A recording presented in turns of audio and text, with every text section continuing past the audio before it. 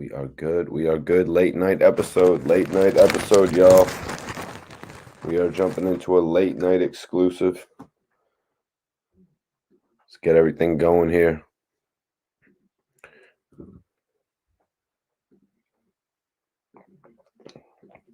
Okay. What's good, everyone? Late night exclusive. Appreciate y'all tapping in. Late night joint right now. Late night exclusive. What's going on, everyone? What is poppin'? Napdot, my G. Juvie, what's going on? We're going to talk about a number of things tonight. Everyone go ahead and share this video. Appreciate everybody tapping in. Got a new interview lined up for everybody this week. Couple new interviews, to be honest. But go ahead and share this video, and we're going to do multiple stories tonight, you guys. We're going to jump into multiple topics. I hope everybody is enjoying themselves today. Hope everyone enjoyed their Valentine's Day and all that, but it's about time that we get back into hip-hop, you guys. It's about time to get back to the hip-hop. Let's let everybody fill up in here. Long Island in the building. What's popping? Long Island in the building tonight. Definitely appreciate you tapping in. We got a bunch of different stories for everyone.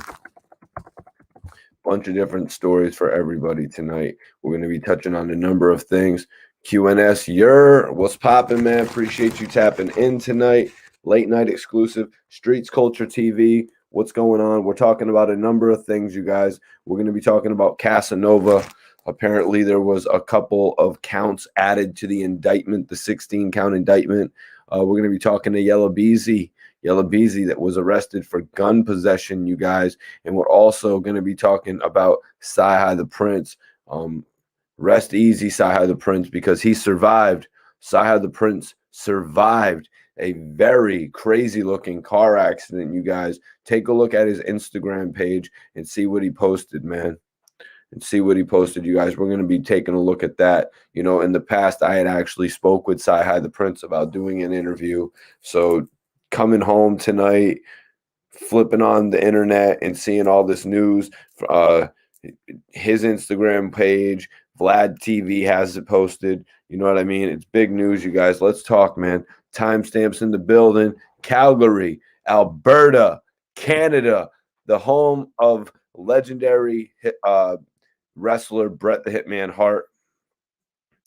All media access in the building tonight. Don't get it twisted. All media access is in here. Major salute to you, my guy. Major salute to you. We're going to get started with the news in just a moment. Let's just let a bunch of people get in here. I know I came on a little bit late tonight.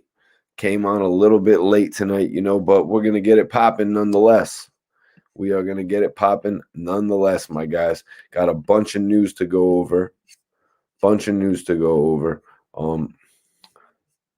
So Yella Beezy. Let's start it off with Yella Beezy, actually, you guys. Yella Beezy has been released from jail, but let's get back into the actual initial report that was posted by TMZ.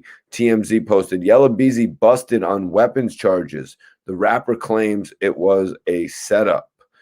Yella Beezy actually was an emerging rapper. He actually did a record deal with Hitco, L.A. Reid's record label. You know what I mean? L.A. Reid's record label that signed a number of artists. I believe they actually did an association with Jennifer Lopez as well. I'm not really sure where the label is at this day and age, but they did have Yella Beezy over there. So you could tell that L.A. Reid still has an eye for talent. You know what I'm saying? So Yella Beezy got into some problems. We're going to get into that as TMZ reported. KD was popping. Appreciate you for tapping in. Cortez was popping. Appreciate you. And Detroit. Kilo, Detroit's in the building tonight. Definitely appreciate you guys. Stay tuned, everyone, this week because I will be dropping the first part of my exclusive interview with Petey Crack. That's right. The Prince of the Rock, you guys. H-Town up in here. H-Town. All right, but Yella Beezy was arrested on Saturday for weapons charges, but the rapper says this was a setup, TMZ has learned. Law enforcement sources tell TMZ that Yella Beezy was riding in Dallas when cops pulled up after him.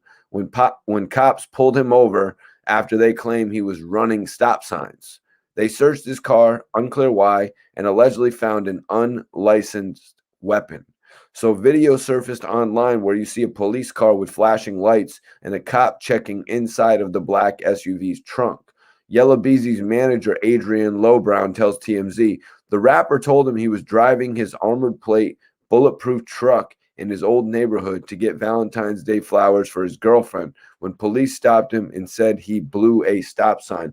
So it's looking like this whole thing is over. Yella Beezy taking his bulletproof truck. He had his bulletproof truck in his old neighborhood, you guys. You know, you got to think about it. He was just trying to be smart, rolling through his old neighborhood, bringing flowers to, I guess, his girlfriend, it says. Salute the Virgin Islands in the building. Teven Joseph, I appreciate that. Do me a favor, hit that like button and share this video. It's dope to hear of the awareness spreading from what I'm doing all the way out there to the Virgin Islands. That's amazing. Toronto, homeboy, clothing. Okay. If anybody wants to send me any apparel, to wear during these videos, whether it be hats, headbands, shirts, anything like that, hit me up on the gram, Mikey T _ the movie star. We could work it out. I could definitely support your merch on this channel, guys. Could definitely support your merch on this channel, everyone. So for everyone just tapping in, Yella Beezy's manager told TMZ that the rapper told him he was driving his armored plate bulletproof truck in his old neighborhood to get Valentine's Day flowers for his girlfriend when the police stopped him and said that he blew a sign. He says they told him they smelled weed, which he says was an excuse to search the car. Beezy says he doesn't smoke, and cops didn't find any marijuana and didn't charge him for possession. As for the gun they found, Beezy team says his entire arsenal is registered. As for the gun they found, Beezy's team says his entire arsenal is registered, you guys. The manager says he is currently trying to get bail. He's trying to get bail for Beezy. The manager says this case is a harassment by the cops. Yella Beezy has been known for his songs like That's On Me, Back at It Again, Up One, and Going Through Some Things. So this was actually the report that came out about Yella Beezy getting arrested, and now Hot New Hip Hop actually has it posted that he has been released. Yella Beezy released February 14th. So as of Valentine's Day, Yella Beezy has been released from jail. Let me get into this report. After being arrested last night in Dallas, this happened in Dallas, the rapper has finally been released from holding. Earlier today, we reported that Yella Beezy had been detained in Dallas Saturday night, February 13th, after footage of the arrest taking place circulated on social media this morning. Reports then surfaced confirming that the Texas native was arrested on weapons and gun charges, which he claims was a setup and unfair.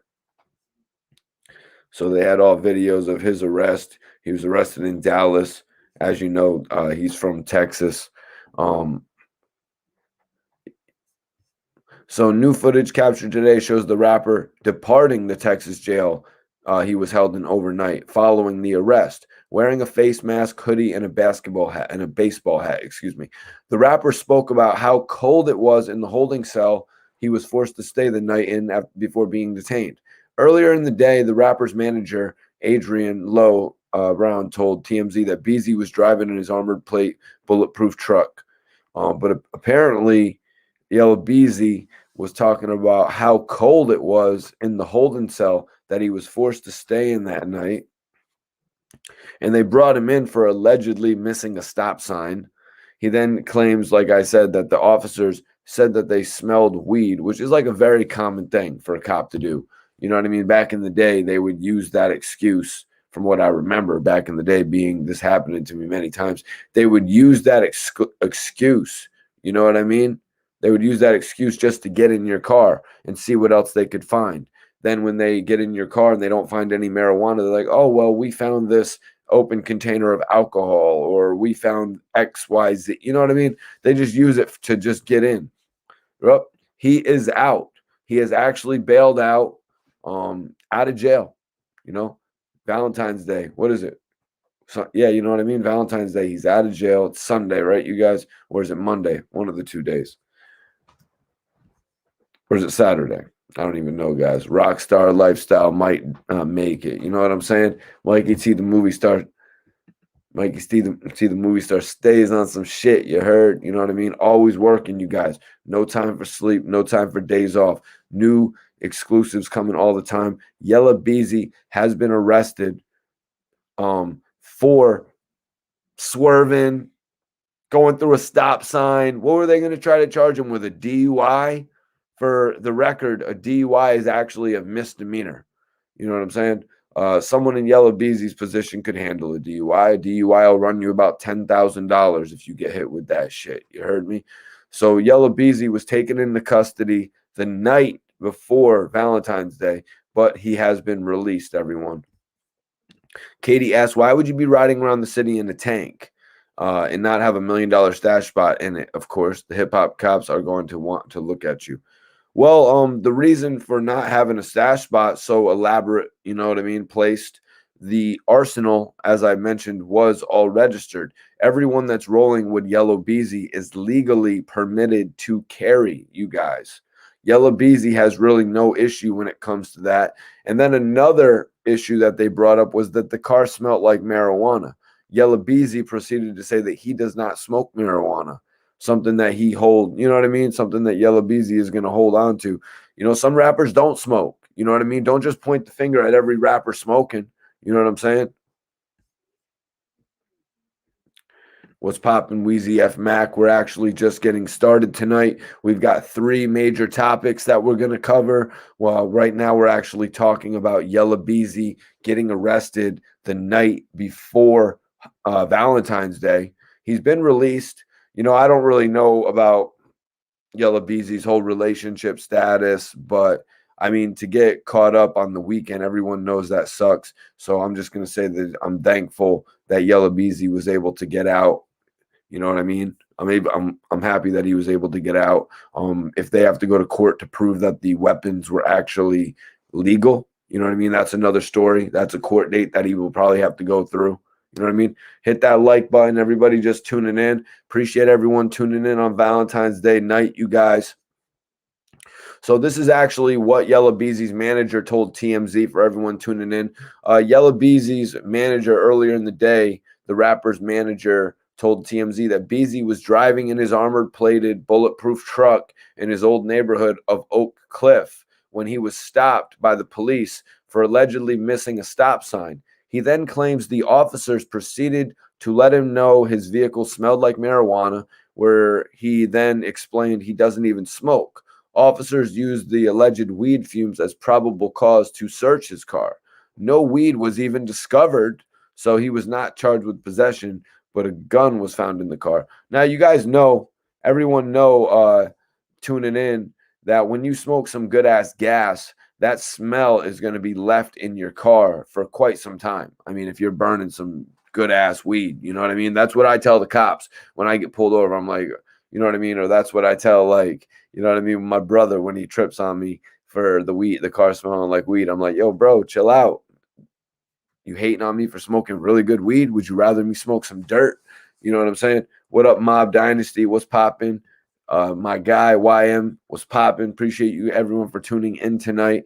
We're taking a look at multiple different stories.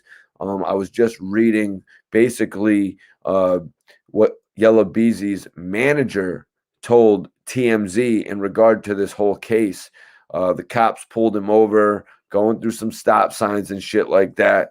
He, I guess, was trying to bring some flowers to his girlfriend.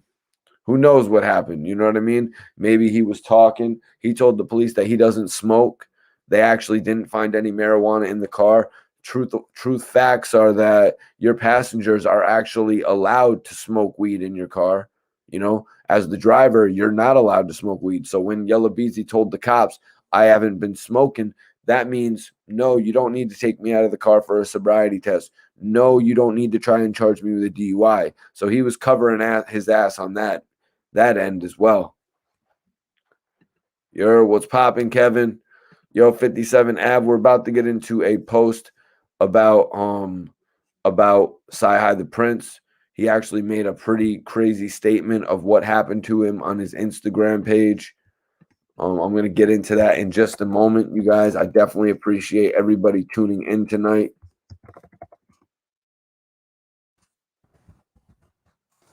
Definitely appreciate everybody tuning in tonight, especially, you know what I mean? Especially the fact that it's Valentine's Day night and shit like that. I definitely appreciate everybody tuning in and showing their support. For everyone tapping in and asking about Cyhi The Prynce, I just wanted to come on and speak about this because I came home, you know what I mean? I was out getting some dinner and shit, regular shit, you know what I mean? Actually was chilling with one of my homies who was here, you know what I mean, just here for a few days. And I see this news when I come home about Cyhi The Prynce, and I have such a respect for Cyhi. Like, he's an amazing songwriter, a dope artist, you know what I mean? He has a dope voice, cadences, and all that. I'm big on Cyhi. Over the years, we have tried to put together an interview a couple times, you guys. You know what I mean? We tried to put together an interview a couple times. It just never came together. Hopefully in the future we can do that. I'm thankful for the fact that he is alive. You know what I mean? I'm thankful for the fact that he's okay, able to post on Instagram. I'm thankful for all of that. Let's get into the post today. Cyhi posted this 2 hours ago. He said, "Today is a day about love. But in my city, the city of Atlanta, there's no love here anymore. A couple nights ago, there was an attempt on my life." Cyhi The Prynce is getting real deep with this, you guys. Basically going into something that happened to him a couple nights ago. Thank you, Germ Taylor. I appreciate you, man. Appreciate you.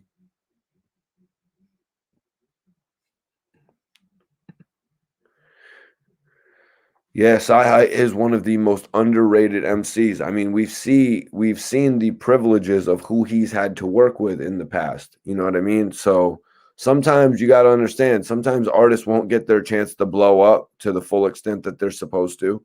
You know what I mean?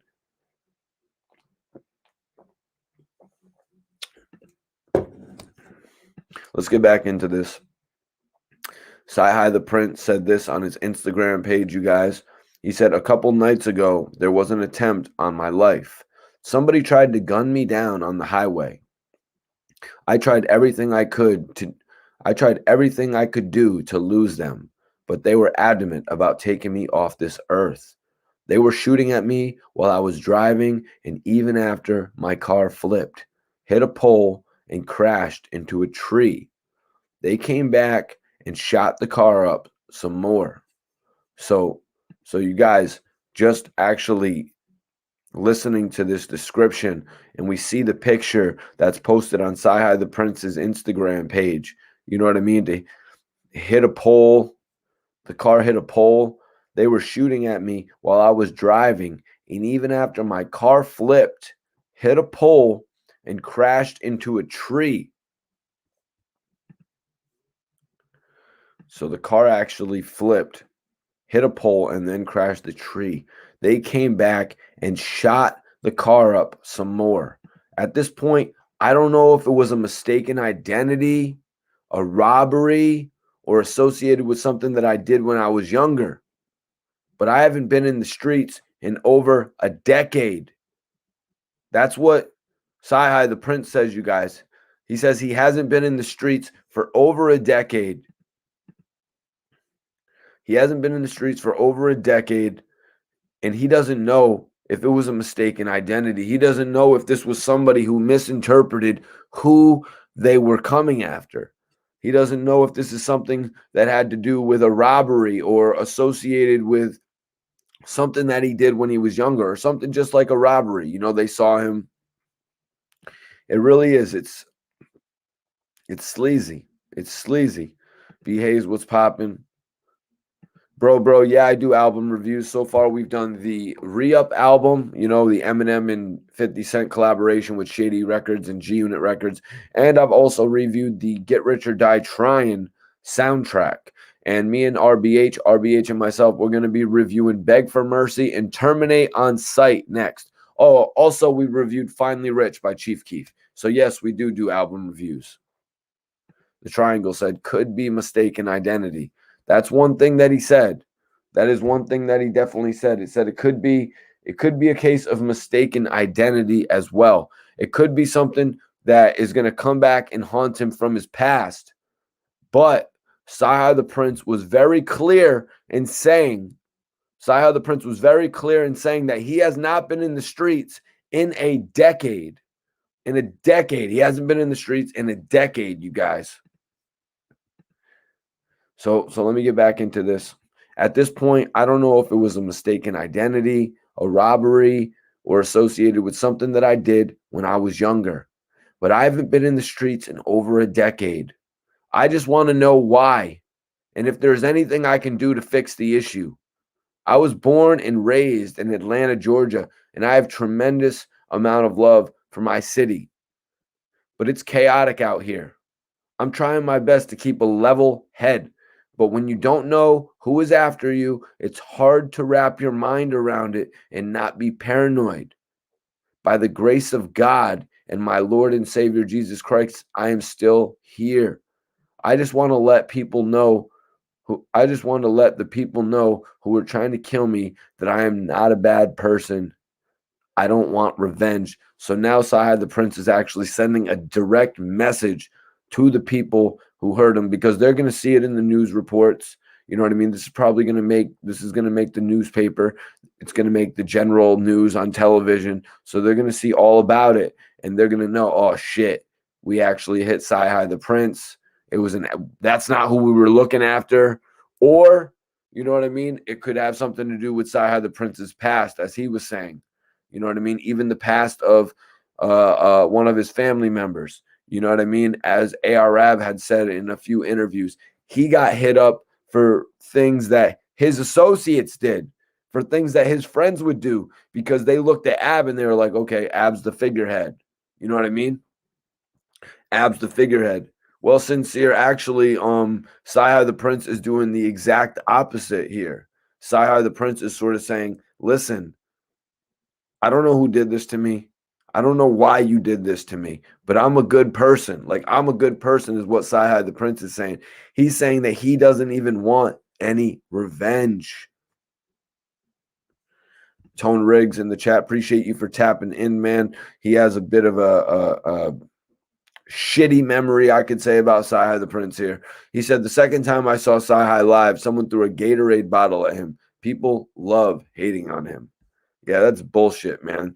That people love hating on such a dope talent like Cyhi the Prynce. Cyhi the Prynce is a dope talent. You know what I mean? Whether it comes to writing for other artists, whether it comes to helping artists identify themselves in their craft, Cyhi the Prynce has been there for a while.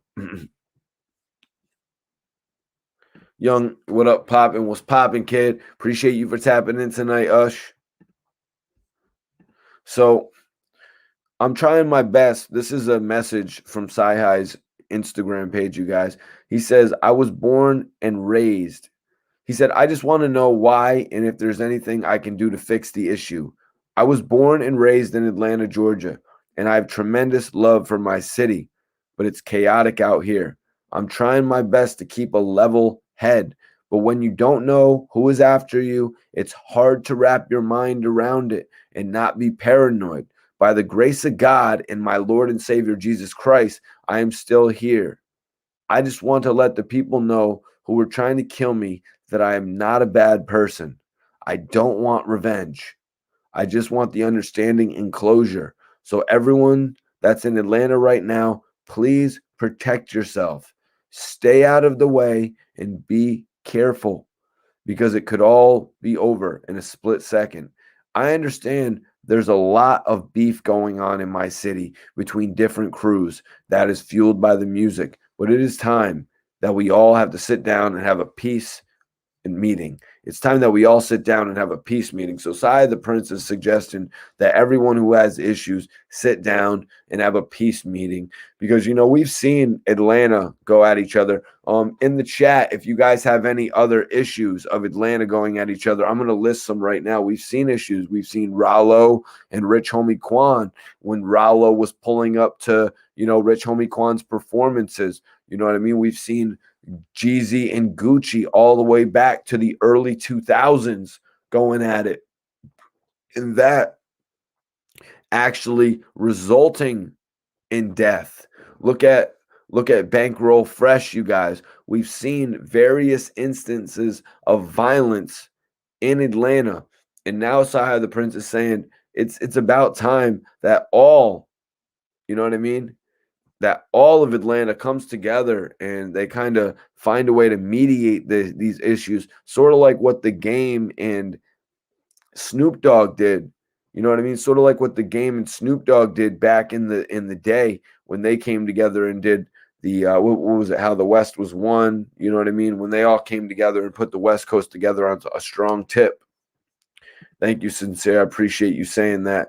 Let me get to the rest of this message from Cyhi The Prynce. There are many lives being lost over the music.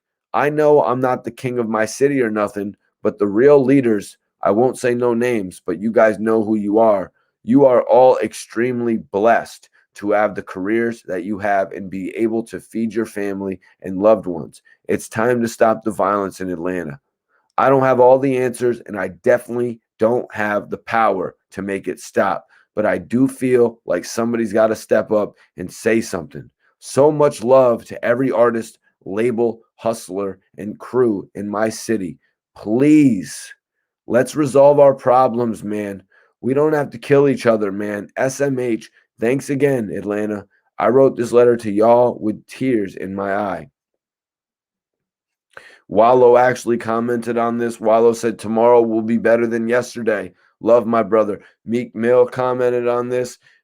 DJ EFN from Drink Champs commented on this. Salute. You know, a lot of people commented on this. The brother LPZ commented on it, man. You know, and Cyhi is right. You know what I mean? There's a lot of people in Atlanta, major artists in Atlanta that could come together like major figures for the culture in Atlanta. To name a few, you've got Jeezy, you've got Gucci, you've got T.I., you've got Outkast, Andre, and Big Boy. You know what I mean? You've got these major figures, these people who are worth 50, Young Thug. You know what I'm saying? These major artists, Future. And that's a half a dozen that I just named that could really come together and put together some leadership for Atlanta and really stop it all. Really stop all the bullshit that's going on in Atlanta. Waka Flocka, you know what I mean? All these guys. Share this video. Share this video, everyone.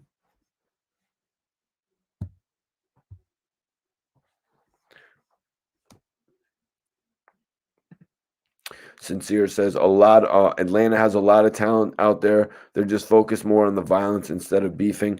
For everyone just tuning in, I'm actually reading the post from Cyhi The Prynce's Instagram page. Cyhi The Prynce was involved in a terrible incident, you guys. For everyone just tuning in, Cyhi The Prynce wrote, today is a day about love, but in my city, the city of Atlanta, there's no love here anymore. A couple nights ago, there was an attempt on my life. Somebody tried to gun me down on the highway. I tried everything I could do to lose them, but they were adamant about taking me off this earth. They were shooting at me while I was driving, and even after my car flipped, hit a pole, and crashed into a tree, they came back and shot the car up some more. At this point, I don't know if it was a mistaken identity, a robbery, or associated with something that I did when I was younger, but I haven't been in the streets in over a decade. I just want to know why and if there's anything I can do to fix the issue. I was born and raised in Atlanta, Georgia. This is from Cyhi The Prynce. I was born and raised in Atlanta, Georgia, and I have tremendous love for my city, but it's chaotic out here. I'm trying my best to keep a level head, but when you don't know who is after you, it's hard to wrap your mind around it and not be paranoid. By the grace of God and my Lord and Savior, Jesus Christ, I am still here. And I just want to let the people know who are trying to kill me that I'm not a bad person. I don't want revenge. I just want the understanding and closure. So everyone that's in Atlanta right now, please protect yourself, stay out of the way, and be careful because it could all be over in a split second.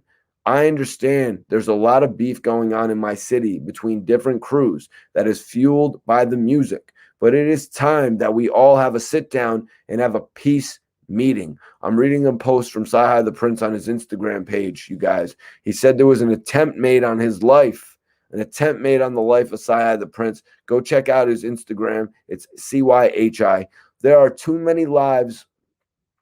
There are too many lives being lost over music. I know I'm not the king of my city or nothing, but the real leaders, I won't say no names, but you guys know who you are. You are all extremely blessed to have the careers that you have had and to be able to feed your family and loved ones. It's time to stop the violence in Atlanta, and I don't have all the answers, and I definitely don't have the power to make it stop, but I do feel like somebody has to step up and say something. So much love to every artist, label, hustler, and crew in my city. Please, let's resolve our problems, man. We don't have to kill each other, man. SMH. Thanks again, Atlanta. I wrote this letter to y'all with tears in my eye. Wallow had this to say. He said, tomorrow will be better than yesterday.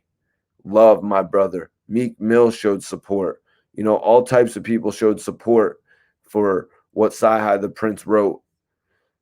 You know, I'm really, really happy that Cyhi The Prynce is still here with us, you guys. Sounded like a very terrible incident that happened. What's popping, Mods and Hobbs 101. Appreciate you tapping in. Troy Williams, what's popping, my dude? What's popping? P-Dub, another story that we're talking about tonight. Yeah, Peasy, I seen that you actually shouted him out too in there. I actually said that. I seen that you, Meek Mill, a lot of people actually showed love to Cyhi The Prynce. It's really terrible what happened to Cyhi. It's really terrible. Derek Clemens says, Yella good, but you can't just drive how you want to in Oak Cliff right now. The law's looking for action in Dallas. I just got rolled for nothing, SMH. Yeah, man, I was actually just reading about that. You know how the cop basically said he was going through stop signs and actually Yella Beezy responded by saying, I was going to bring my girlfriend some flowers for Valentine's Day. It was late night that he got arrested, I do believe. So, you know what I mean? So he was probably going to shack up there for the night and shit like that. Let's get back into that report, actually. Yella Beezy has been released from jail for everyone just tuning in. Yella Beezy was released from jail, reported on Hot New Hip Hop. After being arrested last night in Dallas, the rapper has finally been released from holding. Earlier today, we reported that Yella Beezy had been detained in Dallas Saturday night, February 13th, after footage of the arrest taking place circulated on social media this morning. Reports then surfaced confirming the Texas native was arrested on weapons and guns charges, which he claims was a setup and unfair. So the Shade Room, the Shade Room has it up. They said Yella Beezy talks about how cold it was overnight in jail. He was locked up on weapons charges and released today after cops initially stopped him for allegedly failing to stop at a stop sign. So new footage captured today shows the rapper departing from the Texas jail he was held in overnight. He was held in the Texas jail overnight. Some new footage surfaced following the arrest. He was wearing a face mask, hoodie, and a baseball hat. The rapper spoke about how cold it was in the holding cell he was forced to stay the night in after being detained. Earlier in the day, the rapper's manager told TMZ that Beezy was driving in his armored plated bulletproof truck in his old neighborhood of Oak Cliff when he was stopped by the police for allegedly missing a stop sign. He then claims the officers proceeded to let him know his vehicle smelled like weed, where he then explained he doesn't even smoke. Officers used the alleged weed fumes as probable cause to search his car. No weed was discovered, so he was not charged with possession, but a gun was found in the car. So officers claim the weapon was unregistered, which Beezy and his team deny. His manager even added that all the weapons in his arsenal are registered. So that's what Beezy's manager claims. He claims that all of the guns in the possession were actually registered. If anybody wants to support the channel, hit that Cash App. Something to watch. Hit that Cash App, man. Show a little love. I'll roll up a blunt. Show some love to the Cash App, y'all. I appreciate everybody tuning in. 278 people in here right now. Y'all is the real ones for real, man. Y'all is the shit. 285 people. All right. So my mixtapes actually jumped on this too. Yella Beezy reportedly detained by the police earlier today while riding through the city in his bulletproof vehicle. While rumors have been circulating on the specific cause of the arrest, no official sources can confirm any of these rumors. So officers claimed that the weapon was unregistered, which Beezy and his team deny. His manager even added that the weapons in his arsenal were registered. At this time, it is unclear whether or not there'll be any sort of follow-up in the case or if it's completely closed. But he was able to post bond, so we'll keep everyone updated as it develops. That was reported on Hot New Hip Hop, you guys. That was actually reported on Hot New Hip Hop. If you look at what happened in the report, they said we want to search your car based on it smelling like weed, but there was no charge made in regard to weed. So there's nothing there. The gun, they claim it's unregistered. There's going to be a little bit of a background search into the gun, and this whole thing could just completely be thrown out, even without another, you know what I'm saying? Even without another court date.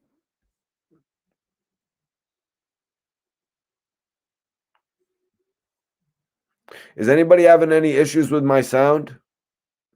Is anybody in here having any issues with my sound? I'm wondering.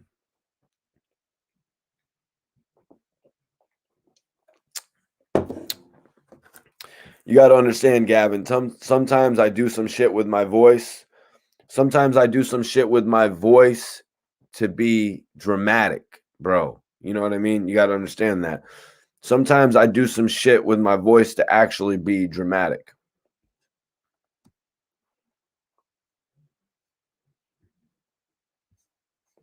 Thank you, guys. Appreciate everybody for saying that real quick. What's everybody smoking tonight?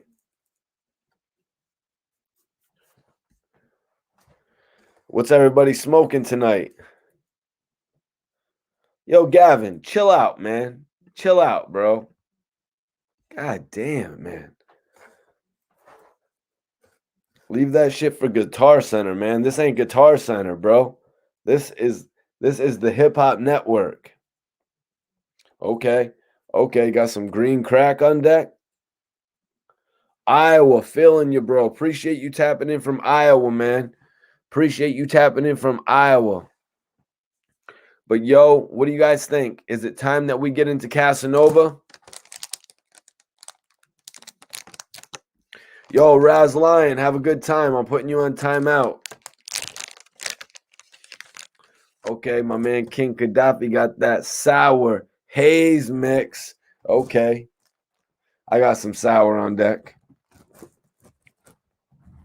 I'm about to roll one up right now, you guys. Let me get this. So we got this report on hip hop lately. The feds are moving to seize Casanova's assets and hit him with attempted murder charges.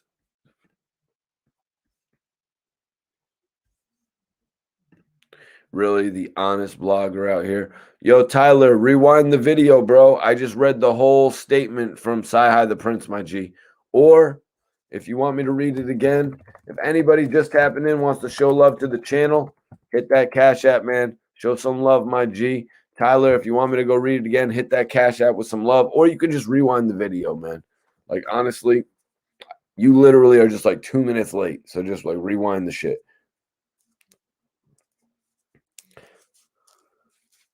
What's poppin', y'all? It's your boy Mikey T, the movie star, twisting up. Sour papaya, okay. Hindu Kush, wedding cake.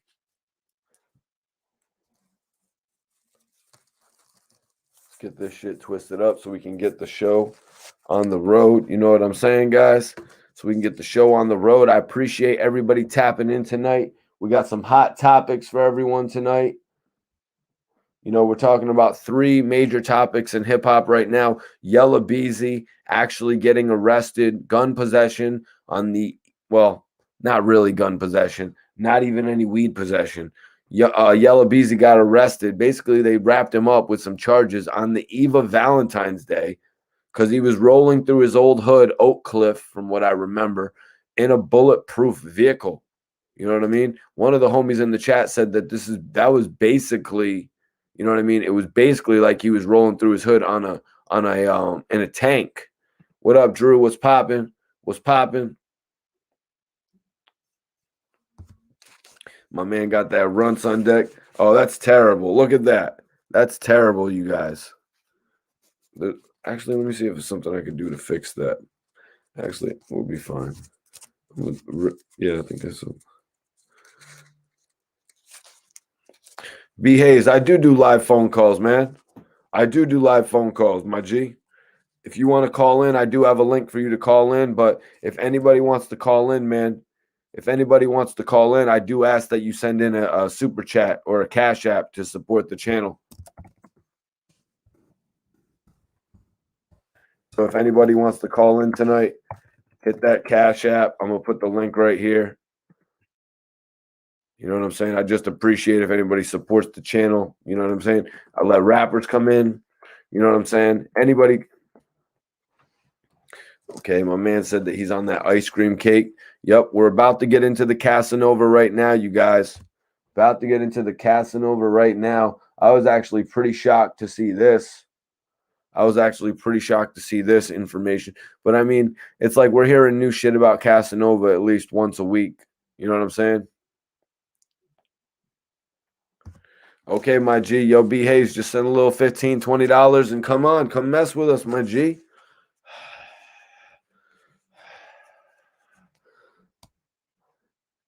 Yo, Cotty is crazy. He said, y'all smoking baby strains.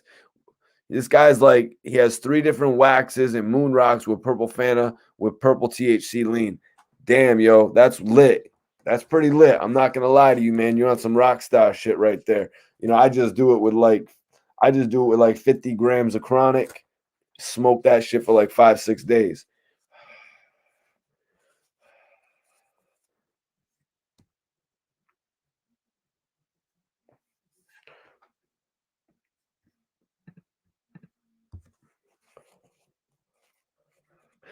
Darrell says that's way too much. I would have to agree.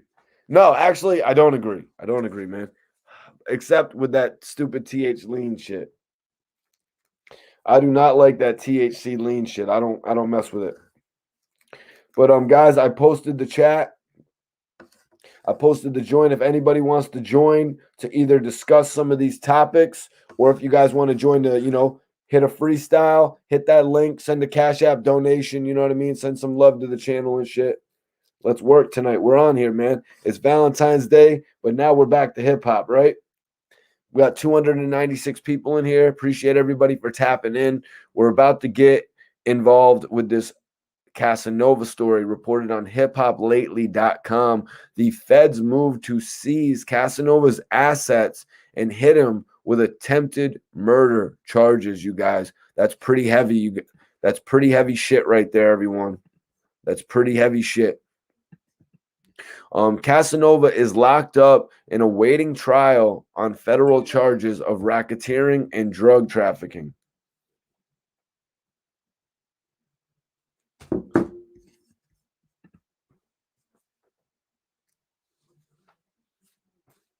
Sorry about that, you guys.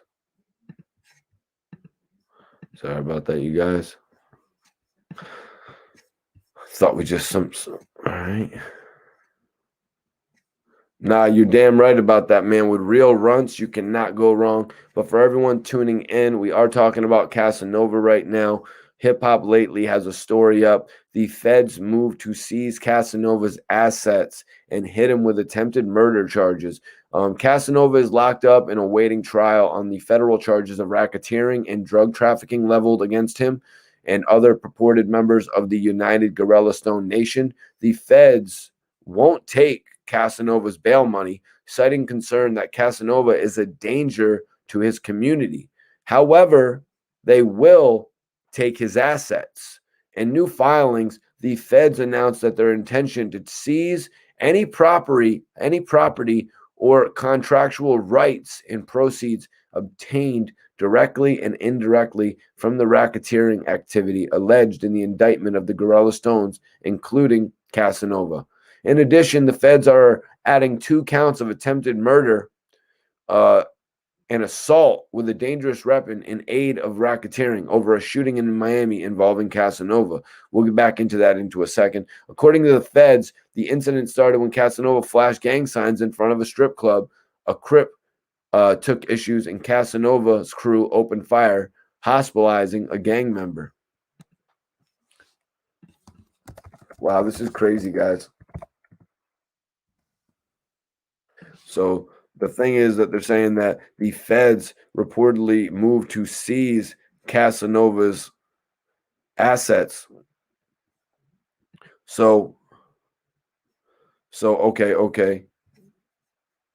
Wow, that's actually an old report about Casanova's weed business. Okay, Vlad TV actually has this posted as well. On Vlad TV, the feds reportedly moved to seize Casanova's assets in new indictment. Previously, a judge denied Casanova's request for a $2.5 million bail, and the judge reportedly had concern about Casanova posing a danger to the community. Now reports surfaced noting that the feds are unveiling a new indictment against Casanova along with the United Gorilla Stone Nation. The new indictment added 5 new racketeering charges against the Gorilla Stone, and it was also noted that a new arrest was made as Donnie Love Hillard was charged with aggravated identity theft. Charges added also included 2 counts of attempted murder. 2 counts of attempted murder, you guys.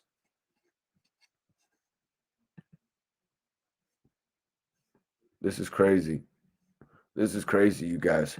This is crazy. Charges added also included 2 counts of attempted murder and assault with a dangerous weapon. The charges are related to a shooting that allegedly involved Casanova. The shooting reportedly left a rival gang member in the hospital.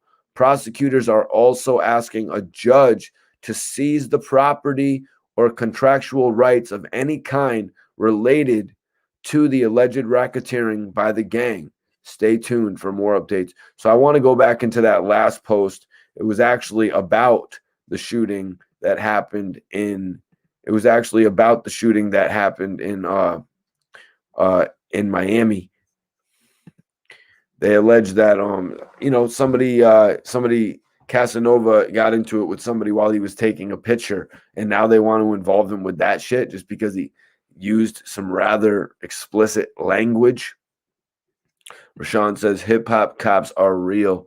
They've never seemed more real than right now, man. Between everything happening with Casanova, you know what I mean?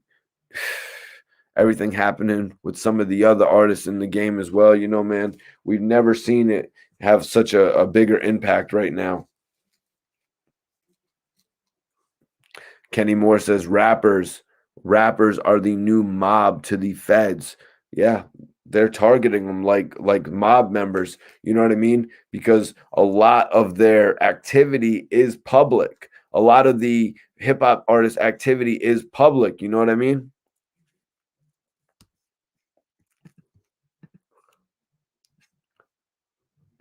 Yo. What up, TT? What's popping, man?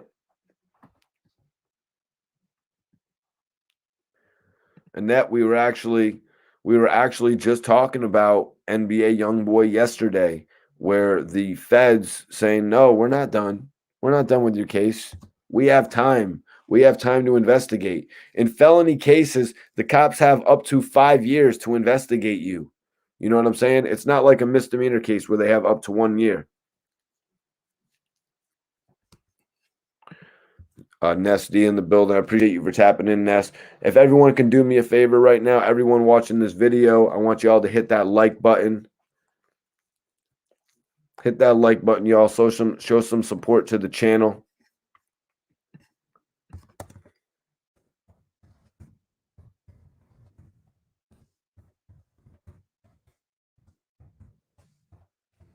Hit that like button. Show some love to the channel, you guys. Show me y'all that you're messing with me and shit like that. You know what I mean?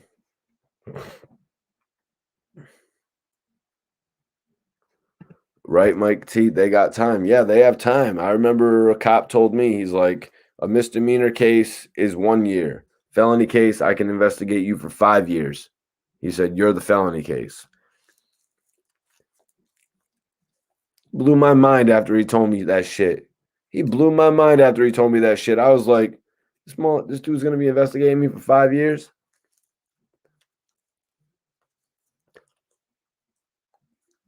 All right, y'all, we are twist up. Who just rolled up? Who rolled up with me, guys? It's time to smoke. It is time to smoke. Let's do it. Where's my light? It's all good, big baby. Appreciate you, man.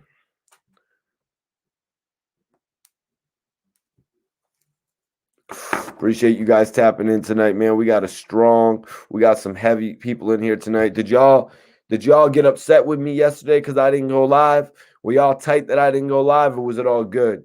You know what I mean? Because yesterday I actually did an interview with Petey Crack. Because I did an interview with Petey Crack, and you guys are gonna love that, man. He detailed everything for me, you guys. He really even went in.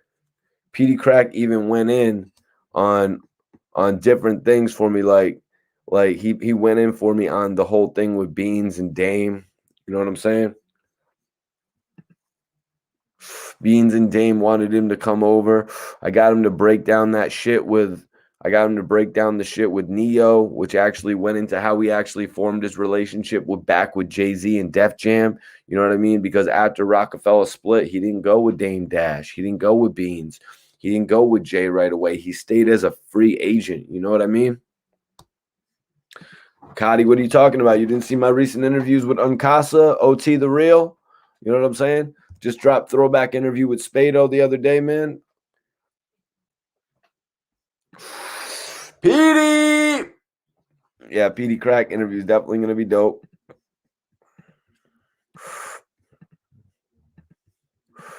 Let's see what's going on. Where's Wallow?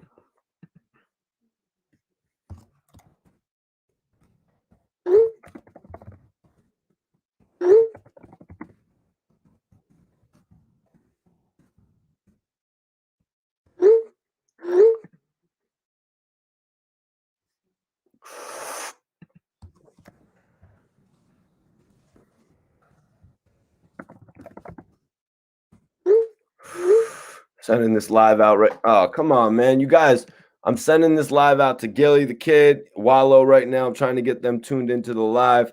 Stay tuned with me, you guys. My bad. My bad, y'all.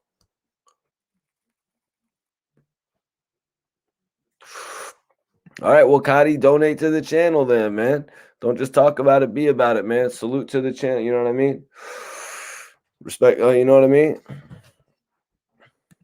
Thank you, The Triangle. I appreciate the fact that you like that. I appreciate the fact that you like that interview. Let me see. Oh, shit. Bro, my bad. My bad.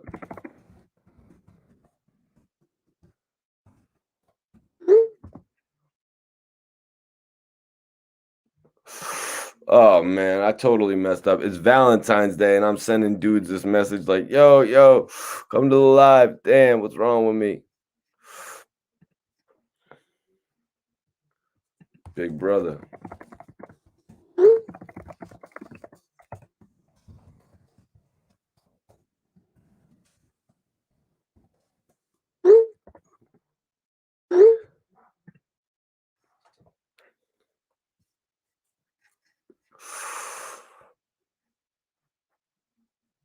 Does it feel cool, dude? Do you feel cool to be like logged in there? Does it feel cool, bro? Yo, dude, did it feel cool to do that? To be logged in and not be able to get into the video, I'm wondering. Yeah, I appreciate it. Oh, Gilly's in Puerto Rico? All right, well, he should come get on my live then.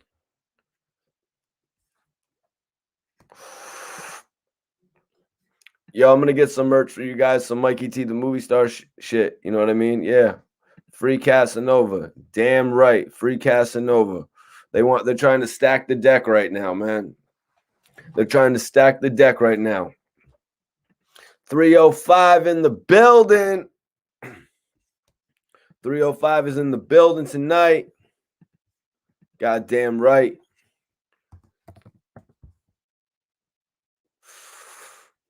People is like, yo, Mikey T, it's Valentine's Day.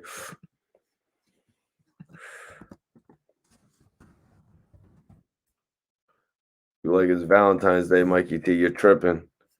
Damn, I did mess up, though. It's Valentine's Day, and I'm sending people the link like, yo, I'm working. I'm working. Ain't no time to do nothing but work.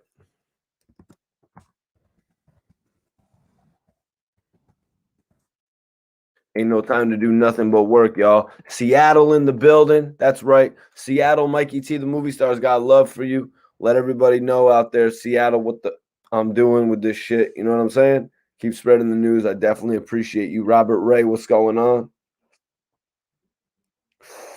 What's popping tonight? Yella Beezy's been released from jail. Cyhi The Prynce is alive and well, you guys. Everyone in here right now tapping in. For everyone tapping in, I can read Cyhi's post. West Hartford, Connecticut, Risk Taker TV in the building. Salute my G. Connecticut in the building heavy. Michigan in the building. Hell no. Never stop working. Never ever. That's how we do this shit. That's how we do this shit, you guys. We never stop working. Never stop working. Always grinding on this shit. You know what I mean? Trying to make the impact. 314 knocking at the door. T, what up? Eric Reed, appreciate you for tapping in. Dallas, Texas in the building. The Bronx in the building. Shout out the city you're in right now, you guys. Yo, Tommy Guns asked, how do I feel about that shit? Well, you know, that's probably a topic for another video, to be honest with you. So if you guys want me to answer that shit, show some love to the Cash App, man. Send a donation and shit, and we can talk about that. Red Johnson, what's popping? What's good, MT314, St. Louis in the building. I know Majestic would love that. St. Louis is in the building tonight. Straight Drop TV, what's popping tonight? Lawrence, Mass in the building. 718BX, Pittsburgh. 314 all mother day, you dig? VA, baby. Yeah. 336. What is that? Is that North Carolina? 951 Corona. Cali. Hell yeah.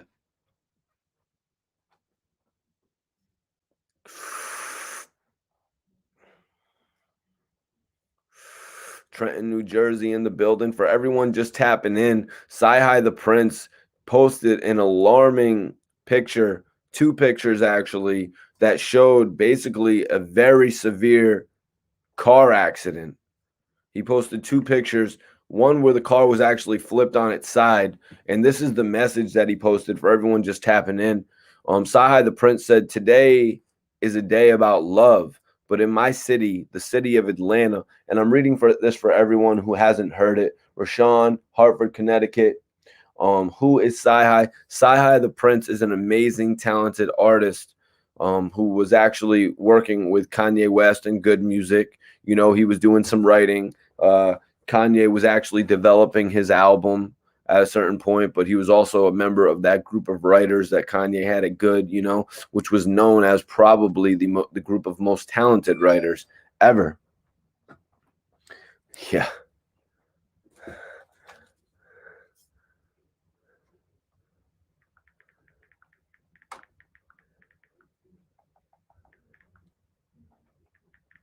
Hitting Quan back. Quan just asked me, yo, he's like, yo, the wife will kill me if I jump on there.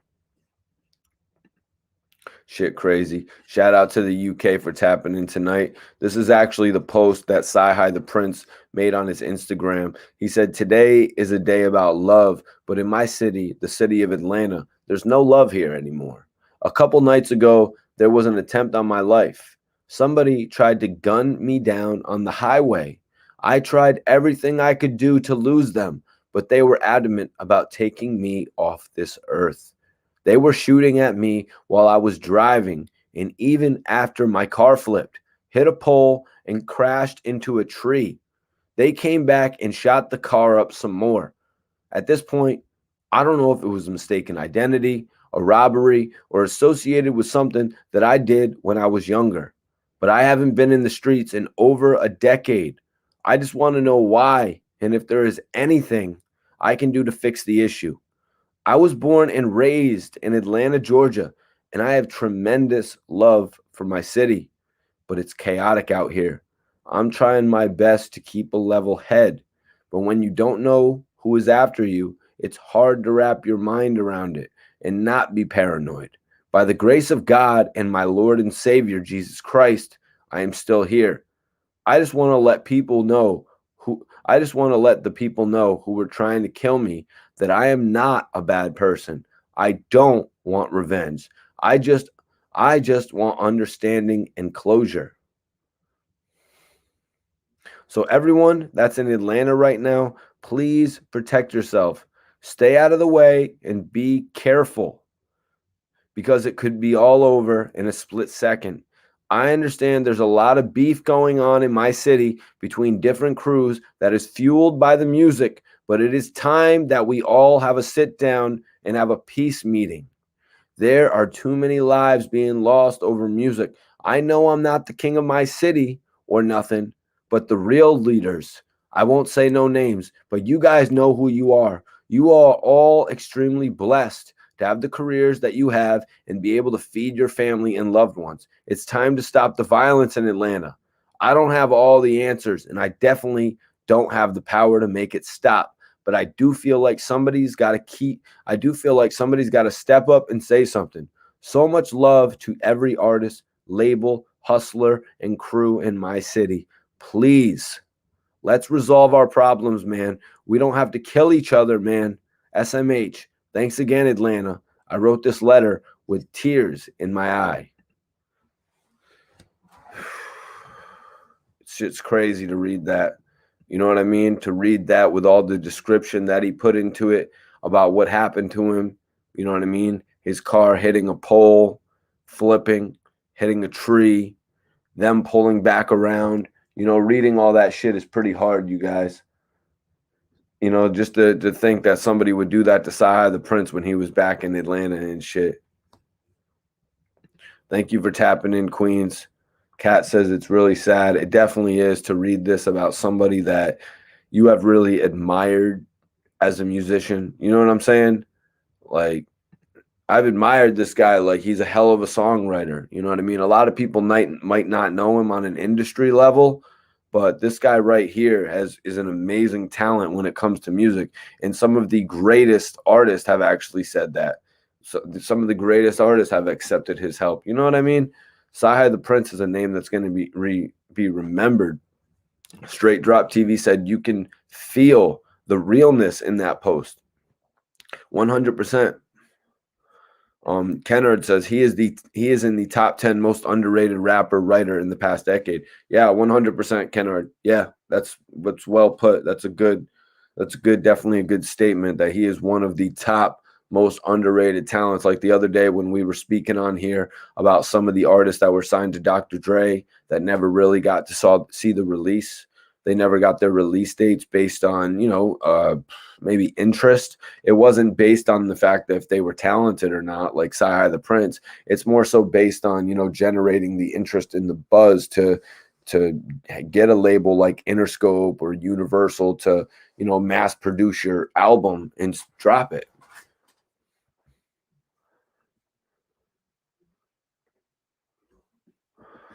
YSL Trippy says, I just joined. What's up with Yella? Well, Yella actually got arrested. He was rolling through his old city on the 13th, February 13th, actually, Saturday night. And he actually got arrested because he went through a stop sign, pulled him over. They said, your car smells like weed. Yella Beezy's like, I don't even smoke weed. What are you talking about?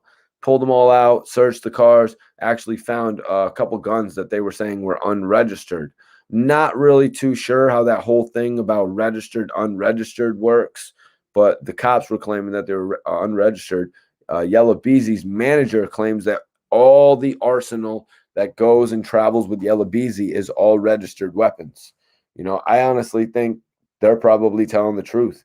Yella Beezy has had hit records. He's had records gain momentum. He's been moving units. He's going to move appropriately.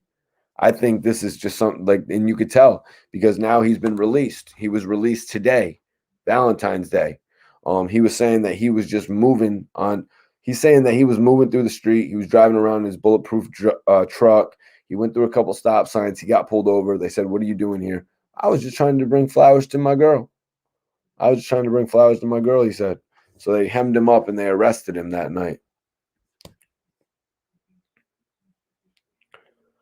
No, this has nothing to do with MO3. And yo, Woodbridge, rewind it back. I literally just read the whole statement. I literally just read the whole statement from Cyhi The Prynce, man. Come on now. I think you're just trolling. Wi-Fi the plug, I appreciate you for tapping in tonight.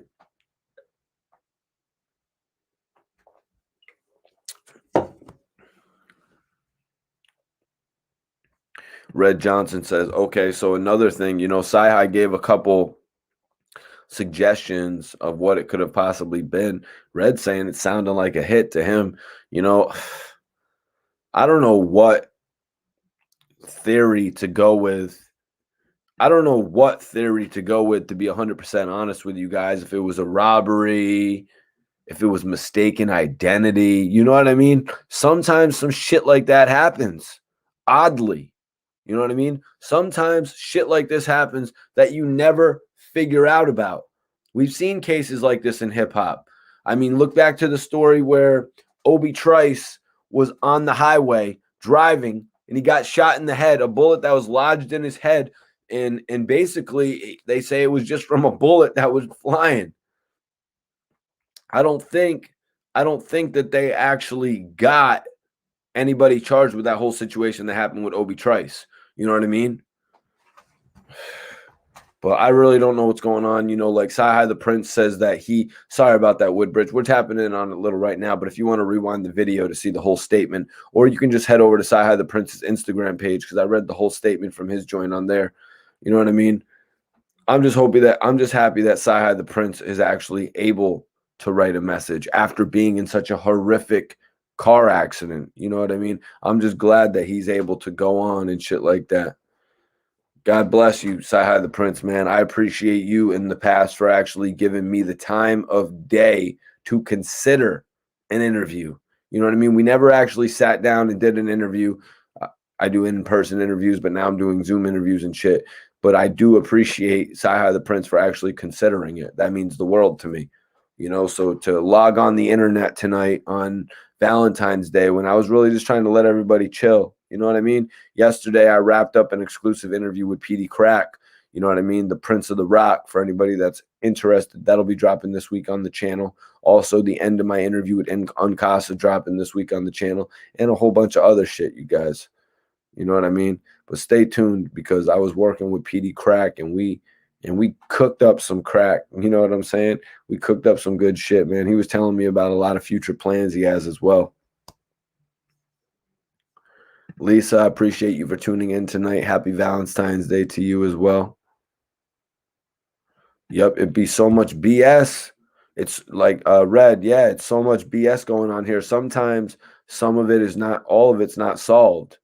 Sometimes some of it goes unsolved, and I'm not, and that just makes me think about Pac and Big, when we're talking about shit of unsolved. Like, it goes back to the mid 90s. It goes back even further than that, of unsolved cases. It's bullshit in reality. It's bullshit in reality. But Cyhi The Prynce is saying that he doesn't want revenge. He just wants an understanding and a resolve. He wants to resolve this. He doesn't know if it's something that could be plaguing him from his past, from his past life. But he does say he has not been involved in any street activity in over a decade. And I got to respect that coming from Cyhi The Prynce. You know what I mean? He's putting all of his cards on the table with this situation, you guys. He really is putting all of his, You know what I mean? Cards on the table. Casanova going through some bullshit as well. Casanova going through some bullshit. First, last week, he gets caught up for doing the June bug challenge. You know what I mean? That Gilly the Kid, a lot of people say Gilly's still the king of that challenge. You know what I mean? A lot of people did the challenge. A lot of people say Gilly's still the king of that challenge. You know what I mean? But now Casanova is getting wrapped up for some other shit. Casanova is getting wrapped up once again. And it's kind of like, wow, they're really trying to kick this man while he's down, because on Vlad TV, all hip hop, a few different pages, it's being reported that previously a judge denied Casanova's request for a 2.5 million bail. You know, we all know about that. Casanova and his team, a few different associates, actually got together the bail of about 2.5 million between some money, salaries, assets. You know what I mean?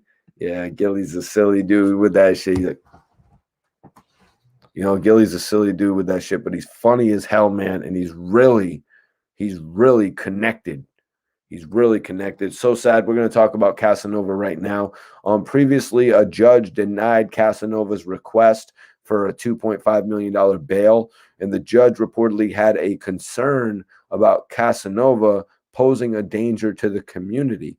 Now reports surfaced noting that the feds are unveiling a new indictment against Casanova along with the Gorilla Stone Nation.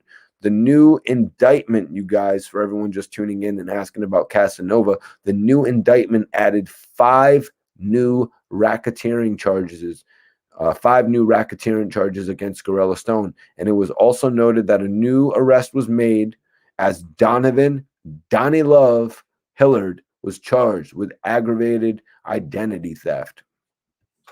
Aggravated identity theft. As we all know, a lot of, or not a lot, but a few of the people in the Casanova indictment were charged, for messing with the coronavirus relief and shit, getting extra money and shit like that. So this whole identity thief thing, that seems like it could fall into those lines. Here's where it gets a little bit more serious, though, you guys. Charges added also include, we're about to get into this. Let me check the comments real quick.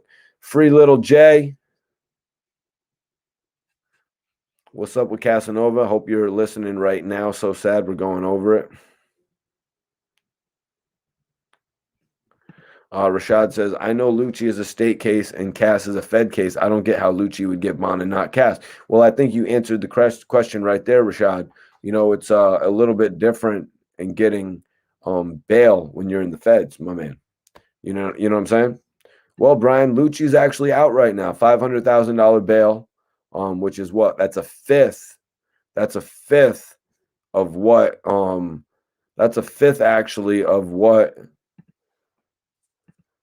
that's actually a fifth of what Casanova proposed.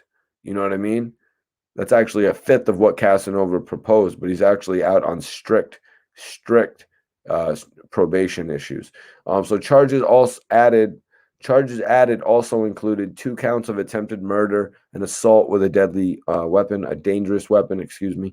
The charges are related to a shooting that allegedly involved Casanova. The shooting reportedly left a rival gang member in the hospital.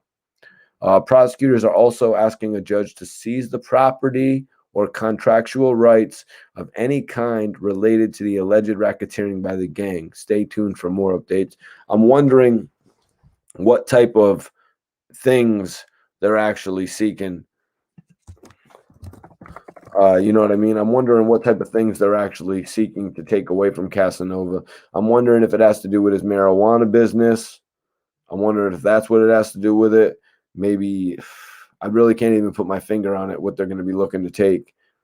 Maybe if he has company vehicles or something like that. I'm not too sure, but we're going to have to stay in tune about that. But the whole situation that they seem like they're implicating him in would maybe a conspiracy to, commit a harm with a dangerous weapon. That case in Florida, when he was taking a picture and he saw a different associates who were speaking to him about the gang signs.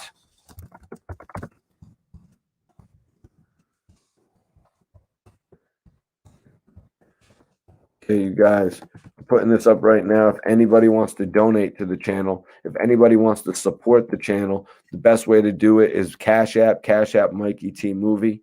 Let me get this article up. Let me get this article up about the gang signs. This was reported on the New York Daily News. It was actually reported just under a month ago. We did a report on it, but this is what this case is pertaining to with the new charges, you guys. Brooklyn rapper Casanova flashed the wrong gang signs at a strip club, sparking a shooting, the prosecutors say. So could he be charged with conspiracy just based on the fact that his shit he was doing infuriated somebody so much that they did something and then his team had to react? Is that what they're trying to suggest here? Like this is why it's bullshit and why Casanova should be able to get out on bail. They're cooking up all these ideas. They're trying to kick up all these indictments to bring him to court and make shit that much harder for him. Brian Hudson in the building. Appreciate you, man. Brian says, Cyhi The Prynce is the homie, but Lupe Fiasco is top 5 lyricist out of the Windy City, hands down. Well, let me ask you, man. Let me ask you, Brian, did you catch my interview with Uncasa where he actually speaks on his battle with Lupe Fiasco? I had no idea that happened either, but had an exclusive interview with Uncasa, and he actually detailed that, you guys.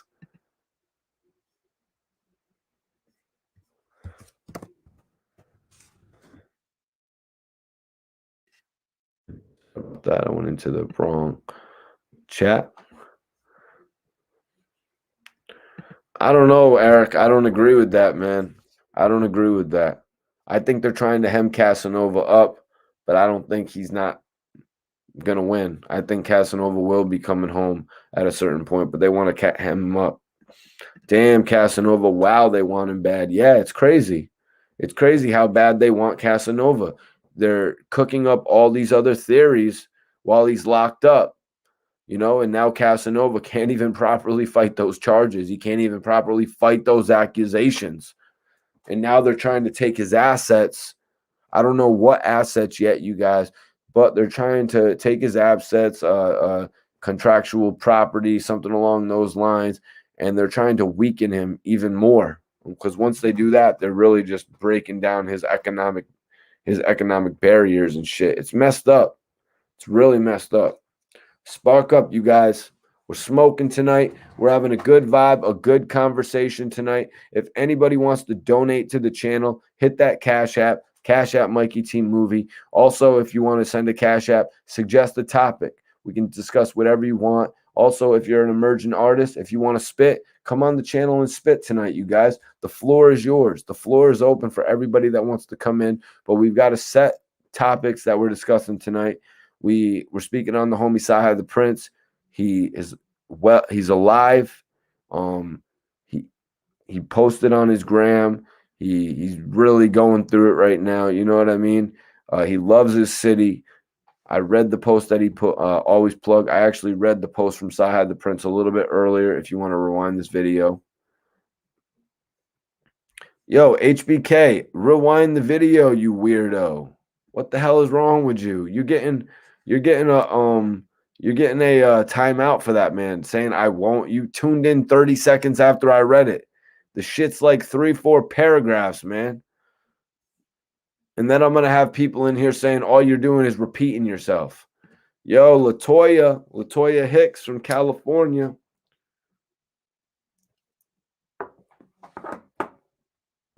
You know what? I'm just gonna ignore comments like that from now on. What's good with Beezy? Embrace the hate says, you know, Beezy actually got arrested. Casanova, excuse me. We just got a super chat donation. Eric, my man, 199 super chat. I appreciate you, man.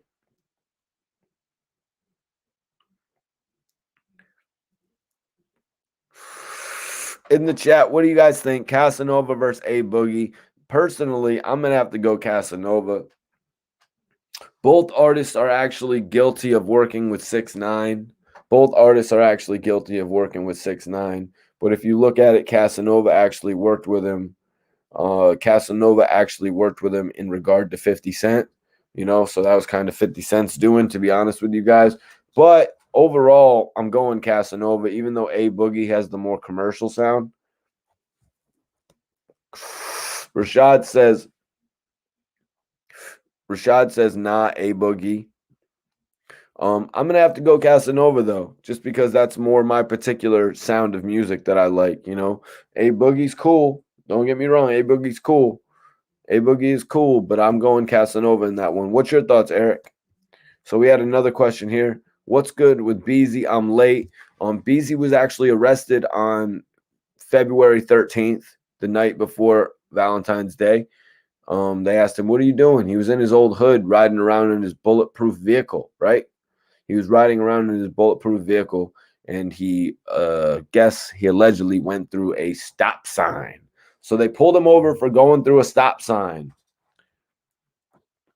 Right? So they pull him over going through a stop sign. They say, "Hey, man, what you doing out here?" "I'm just going to bring some flowers to my girlfriend." He probably wanted to bring some flowers to his girl and go shack up for the night. You know what I mean? They were like, "You know what?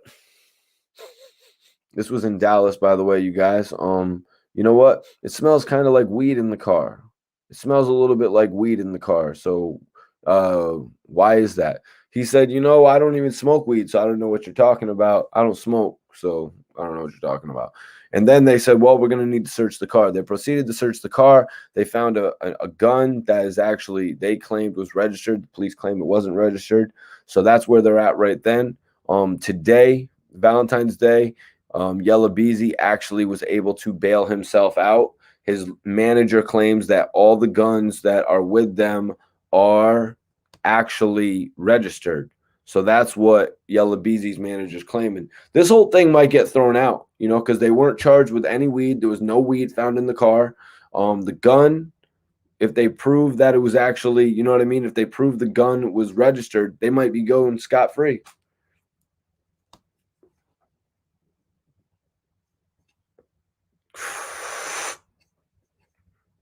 Rashawn says Cass over A Boogie. Yep, Latoya smoking that loud.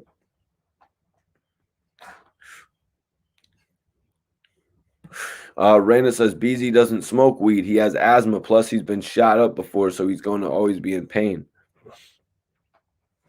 All right, so Rena actually says that he doesn't know. I mean, he doesn't smoke weed, so he was being truthful. Now, as far as the car smelling like weed, if there was security with him, maybe they were smoking. You know what I'm saying?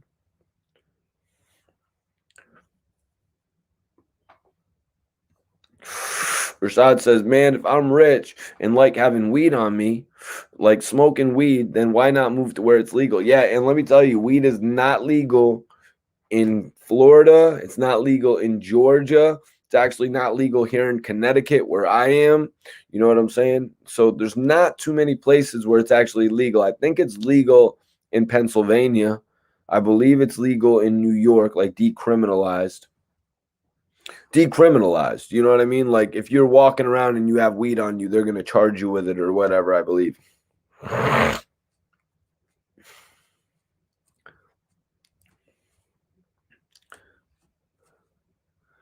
Oh, my man, Embrace the Pain says, "What does that mean? I got asthma and I smoke weed." Yeah, my brother John, he doesn't officially have asthma, but sometimes when he's smoking, he'll hit the asthma pump.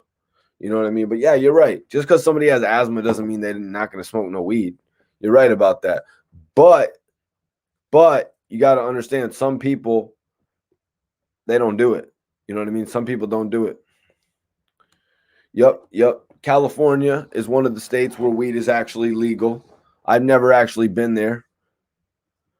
TT baby, it's Illinois, and I'm not sure if weed is legal in Illinois. Weed is legal in Chicago. Okay. Yeah. You know, like they made it legal in Pennsylvania, I feel like, because just like so many people were getting caught up with it.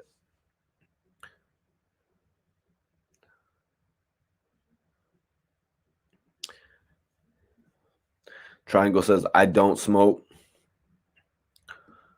Cotty says, Denver is co-recreational. I'd like to go to Denver. Not right now, obviously. You know what I mean? How does it get there? How does it get there in the summertime, man? Like June-ish, June, July. How's it in Denver and shit?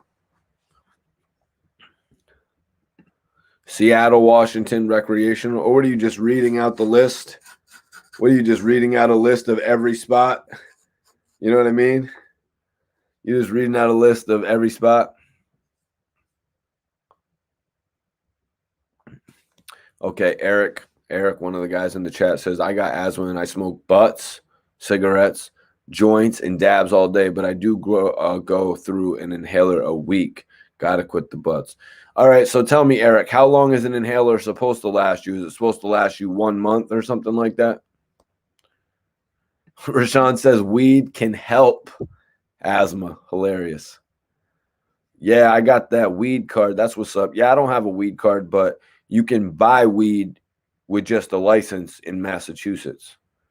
And that's only like 90 minutes or an hour away from me, actually. Hour and 10 minutes. Queens, a butt is... Come on, Queens. A butt is a cigarette. Okay, over a month. An inhaler is supposed to be for emergencies. Okay, I never knew that. Sunshine. People are going in on this, saying that weed actually helps. And I don't know about that, because like sometimes when I see my brother, when he smokes a blunt, sometimes he'll take too big of a hit, which will make him need the inhaler. But I'm not really, you know what I mean? I'm not really too knowledgeable on that shit. You know, hip hop is my shit, you guys.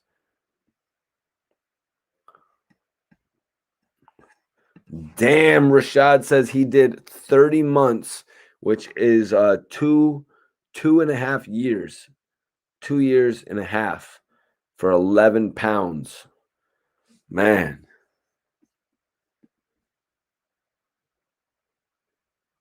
Yo, Brian, I don't want to talk about that.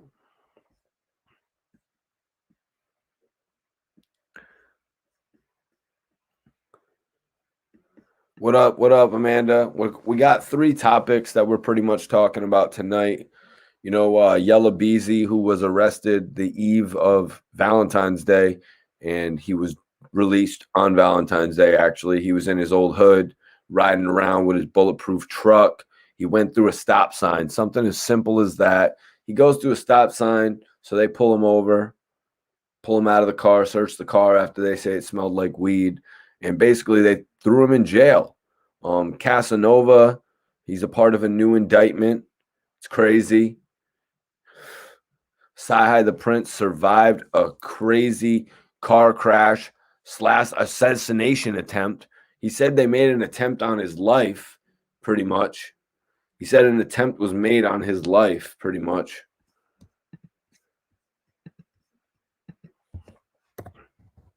Because of the fact, like, his car actually flipped, hit a tree, slammed into a pole. Then these dudes spun around.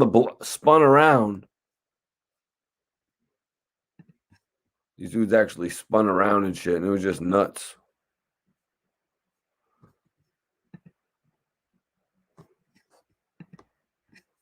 It was just nuts. Excuse me 1 second, you guys. I just got to handle just a little something real quick.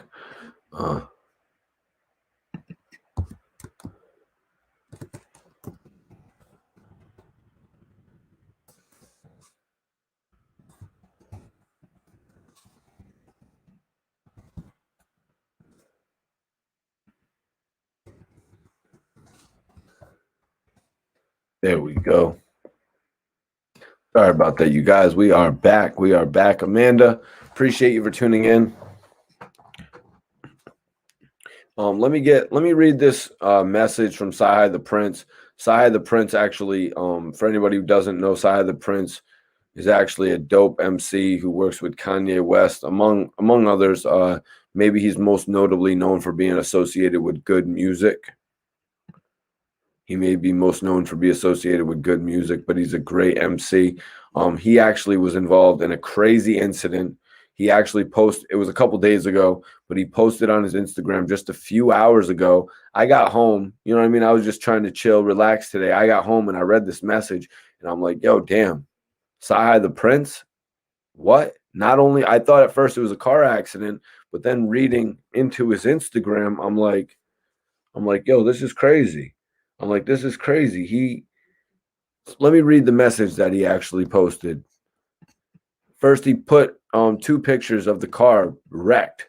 He said, Cyhi said this, and you can all go to Cyhi's Instagram page, CYHI on Instagram. Today is a day about love, but in my city, the city of Atlanta, there's no love here anymore. A couple nights ago, there was an attempt on my life. Somebody tried to gun me down on the highway.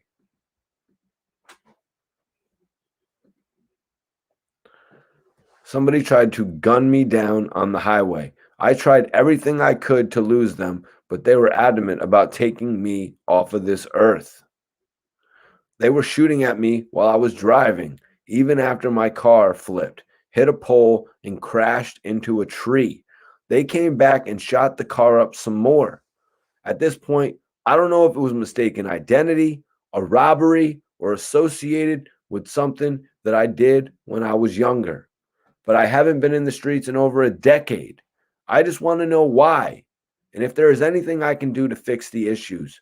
I was born and raised in Atlanta, Georgia, and I have tremendous love for my city, but it's chaotic out here. I'm trying my best to keep a level head, but when you don't know who is after you, it's hard to wrap your mind around it and not be paranoid. By the grace of God and my Lord and Savior, Jesus Christ, I am still here. I just want to let the people know who were trying to kill me that I am not a bad person. I don't want revenge. I just want understanding and closure. So, everyone that's in Atlanta right now, please protect yourself.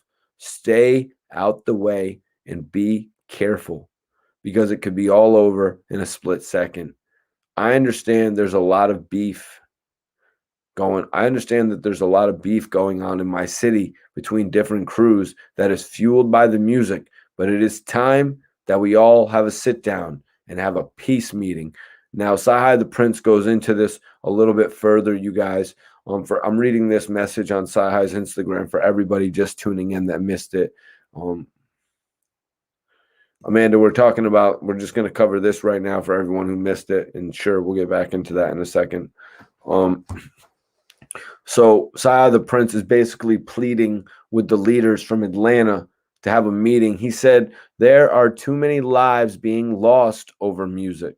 I know I'm not the king of my city or nothing, but the real leaders, I won't say no names, but you guys know who you are. You all are extremely blessed to have the careers that you have and to be able to feed your family and your loved ones. It's time to stop the violence in Atlanta. And I don't have all the answers, and I definitely don't have the power to make it stop. But I do feel like somebody's got to step up and say something. So much love to every artist, label, hustler, and crew in my city. Please, let's resolve our problems, man. We don't have to kill each other, man. SMH, thanks again, Atlanta. I wrote this letter to y'all with tears in my eye. So that's actually what Cyhi The Prynce posted on his Instagram page.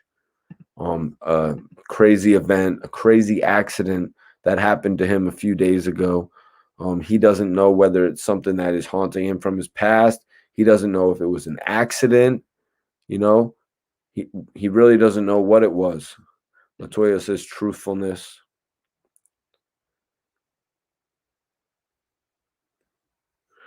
Kevin going on with the mistaken identity here, saying it's not any beef about music in Atlanta. Homies robbing homies and dudes beefing over women. They probably mistook him for a gang member. Cyhi The Prynce quotes that. He says it doesn't know. He says he doesn't know if it's mistaken identity. Appreciate you for tuning in, Rosewood. We're actually talking about Cyhi The Prynce. Rena says, wow, Cyhi The Prynce, it's time to move. Yeah, honestly, I would have thought Cyhi The Prynce would have been moved out to California or something like that. But I guess maybe with Kanye West being all up in the air, you hear about Kanye working, where is it? Is it Nebraska or Wisconsin? Maybe Cyhi the Prynce isn't in California as much as I would think he was.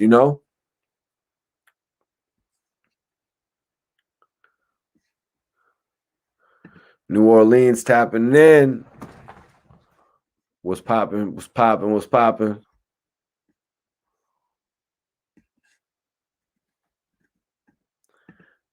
Cyhi, one of my favorite rappers. Yeah, it's crazy what happened to Cyhi the Prynce. Let me just read this back a little bit for you since you're just tuning in, my brother. This is what Cyhi actually wrote on his Instagram. He said, "Today is a day about love, but in my city, there's no love here anymore. A couple nights ago, there was an attempt on my life. Somebody tried to gun me down on the highway. I tried everything I could to lose them, but they were adamant about taking me off this earth. They were shooting at me while I was driving, and even after my car flipped, hit a pole, and crashed into a tree. They came back and shot the car up some more. At this point, I don't know if it was mistaken identity, a robbery, or associated with something that I did when I was younger, but I haven't been in the streets in over a decade. I just want to know why, and if there's anything I can do to fix the issue. I was born and raised in Atlanta, Georgia, and I have a tremendous love for my city, but it's chaotic out here. I'm trying my best to keep a level head, but when you don't know who is after you, it's hard to wrap your mind around it and not be paranoid." This is some of what he posted. TT Baby says, "He brought tears to my eyes." Brenda says, "It wasn't his time." Brian says that Atlanta is the San Francisco of the South. Yeah, Atlanta is popping. And like he said, I just read it there. He said Atlanta is his hometown. So, I wouldn't doubt that that's where he wants to be. It's where he wants to be. Yeah, it's just ridiculous. It's unreal.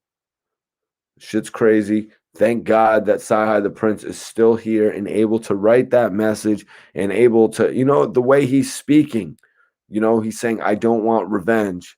He's saying he wants to fix what's going on. I respect Cyhi the Prynce, man. I really do. I'm so glad. I'm so glad that he's all right and he's coming out of this. G Pride says, Rosewood says, I'm glad he's safe and alive. G Pride says you have to be careful at all times. You've got to watch yourself, rest in peace, Shorty Low. We lost Shorty Low to a car accident. You know what I mean? Shit like that sucks. It really sucks. But for everyone asking about the Casanova joint, actually this was posted on Vlad TVD. It was posted on Vlad TV. The feds reportedly moved to seize Casanova's assets in a new indictment. So previously a judge denied Casanova's request for 2.5 million bail, right? But the judge reportedly had a concern about Casanova posing a danger to the community. Now reports surfaced noting that the feds are unveiling a new indictment against Casanova along with the United Guerrilla Stone Nation. The new indictment added 5 new racketeering charges against the Guerrilla Stone, and it was also noted that a new arrest was made as Donnie Love Hillard was charged with aggravated identity theft. Charges added also included 2 counts of attempted murder. Before we get into that, guys, what would aggravated identity theft be? Is it potential that the 2 girls who were charged with identity theft, the 2 girls that were charged with identity theft maybe snitched this guy out and said he's the one who got us to do it, and that's why he got hit with aggravated? It's starting to make me think, because there are females involved with this case.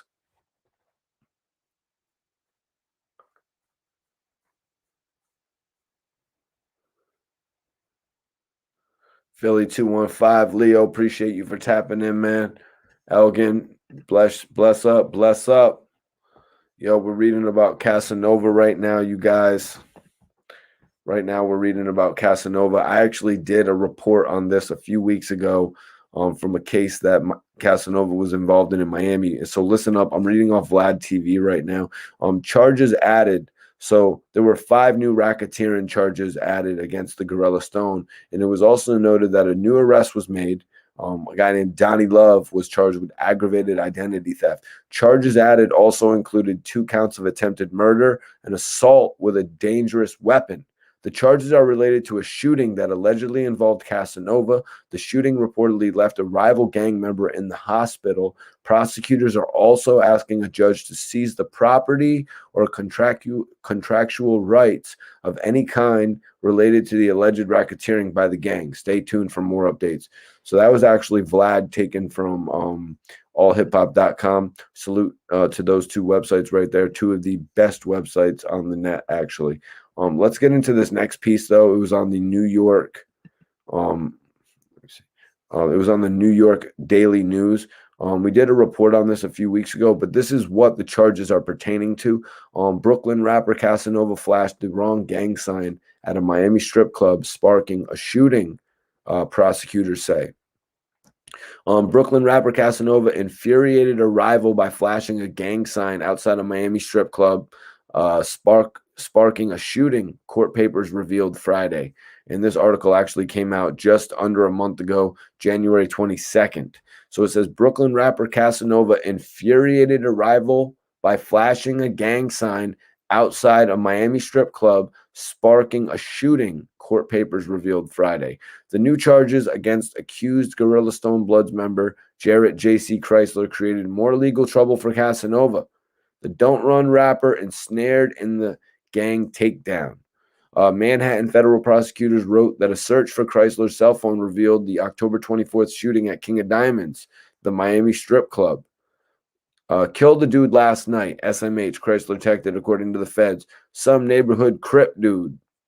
The showdown began, prosecutors wrote, after a rival spotted Casanova taking a picture and flashing gang signs. And this is very serious in Miami, guys. Flashing the gang signs and shit like that. And a whole situation ensued after this.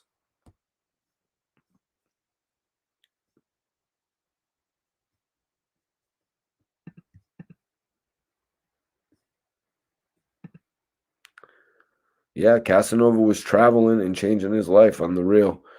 So the showdown began, prosecutors wrote, after a rival spotted Casanova taking pictures and flashing gang sign. And he said, yo, homie, wrong sign. Yo, homie, wrong sign, the rival said. Casanova responded, you want to die tonight? According to the text messages included in the criminal complaint, Chrysler texted that he then booked him, meaning he shot the rival, according to the complaint. I let another one go. Hit in the stomach. Hashtag good aim, Chrysler wrote. He allegedly continued bragging after the shooting made the news. 2 people were struck, according to the reports. Great shot. Greatest shot in the world. You trying to challenge me? LOL, Chrysler allegedly texted. Chrysler, who is accused of trafficking guns for the gang, will face new charges in connection with the alleged attempted murder.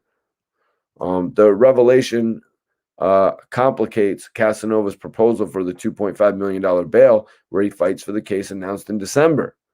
Casanova, whose real name is Caswell Sr., faces a minimum sentence of 15 years in prison and maximum of life if convicted.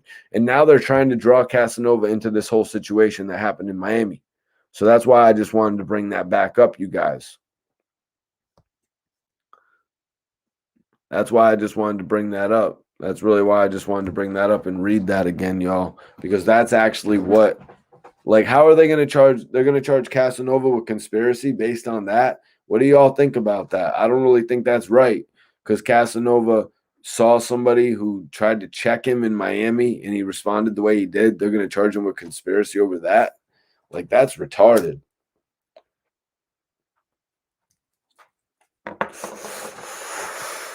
Like, you can't even respond to somebody anymore. Like, if Casanova had to go and whoop dude's ass, he would have had to go and whoop dude's ass, punch him in the face a couple times.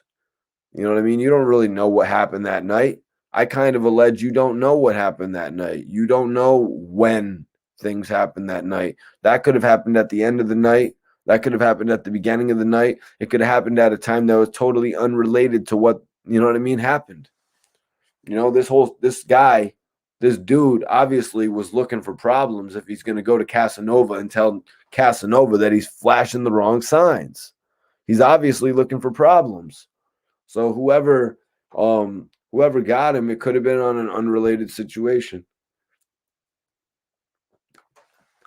But that's just my feelings on the whole situation. You know what I mean? That's just my feeling. Or if it was a friend of Casanova that did it, like, why does that have to do with Casanova? Like, get out of here, man. Yep. Rocktel says conspiracy is just a made-up charge so they can get away with convicting people with little evidence. 100%, man. 100%. Look at AR Rab's whole situation with all the bullshit, you know? Getting charged with conspiracy and shit like that. Retarded. Them Florida cats be wilding on rappers for real. Yeah, they do. They do. You know, they're like, yo, don't be flashing those gang signs. That ain't allowed here. They be on some shit. What's everybody smoking on tonight? What's everyone smoking on tonight, man? I'm about to roll up another one of some sour. I got I got a whole fresh pack right here. Perfect. Perfect. We lit tonight on this live. Everyone is tapped in. Everyone is tapped in. Valentine's Day edition.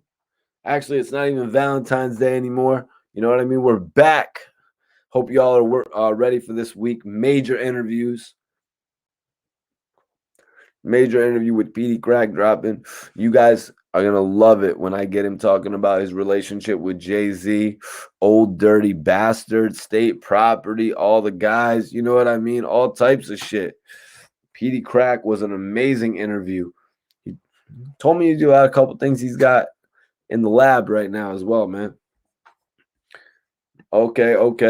My man Raquel got that purple runts on deck. That's what's up. Free AR app. Yo, J Bell, Beezy actually was released. Beezy actually got released. He wasn't charged with marijuana, even though the cops say he smelled like weed, so they could search his car. The gun that they were charged with, they claim it was a registered gun. Beezy's manager says that anybody that has a gun with him is a gun that's allowed to be there.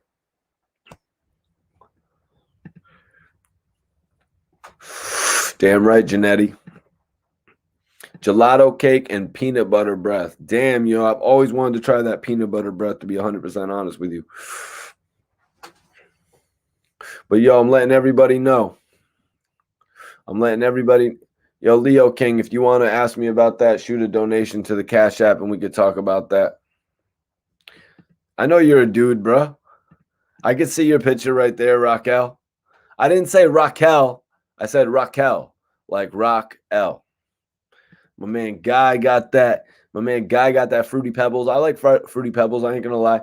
Everyone in here right now, I'm telling you right now, everyone that follows me on Instagram, I'm going to follow back. If you guys are not following me, I'm going to follow you back right now. We got 200 people in here. That means if I get 200 new followers or 100 new followers, I'm going to follow each one of you back.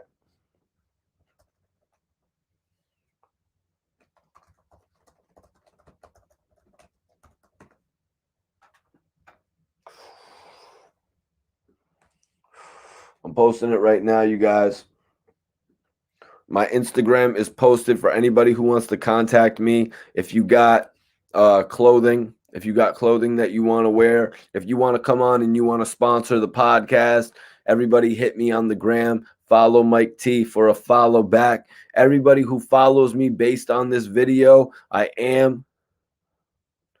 Anybody who follows me based on this video, I am going to follow you guys back. It's pinned in the chat right now, y'all. So if you want to contact me about actually wearing your clothing in a video, or if you have any products that you want to actually have me plug on this video, if you have a wrap, if you have a blunt wrap, if you have a clear wrap, if you have a smoking device, a pipe, anything like that that you want me to advertise, that you want me to use while I'm on the show. If you have an energy drink, I drink Red Bull constantly. If you have an energy drink or a liquor or any type of drink, a water that you do, send it to the channel. You know what I'm saying? We can plug your shit. Damn right, Rosewood. Charles Harris, Indianapolis in this bitch. I appreciate you for tapping in. Kevin is at home. Kevin is at home just chilling, watching the show, and I appreciate you, Kev. Appreciate you, man. We're live tonight. We're live tonight. My guy Rev on that CBD oil.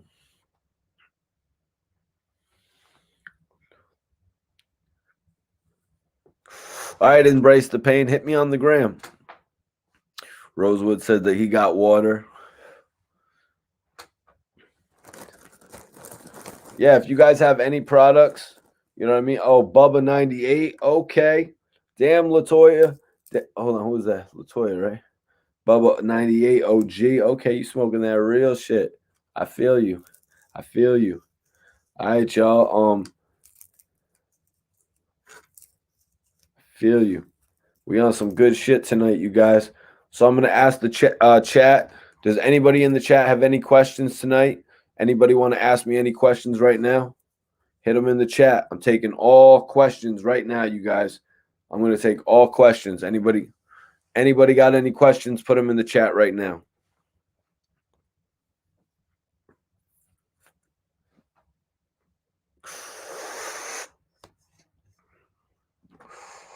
Fitting to roll up another L.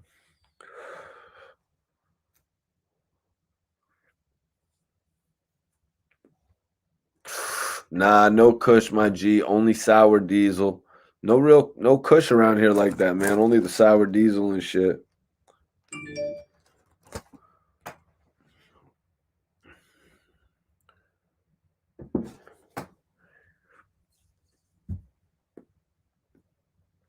Wells Fargo, I got you, bro.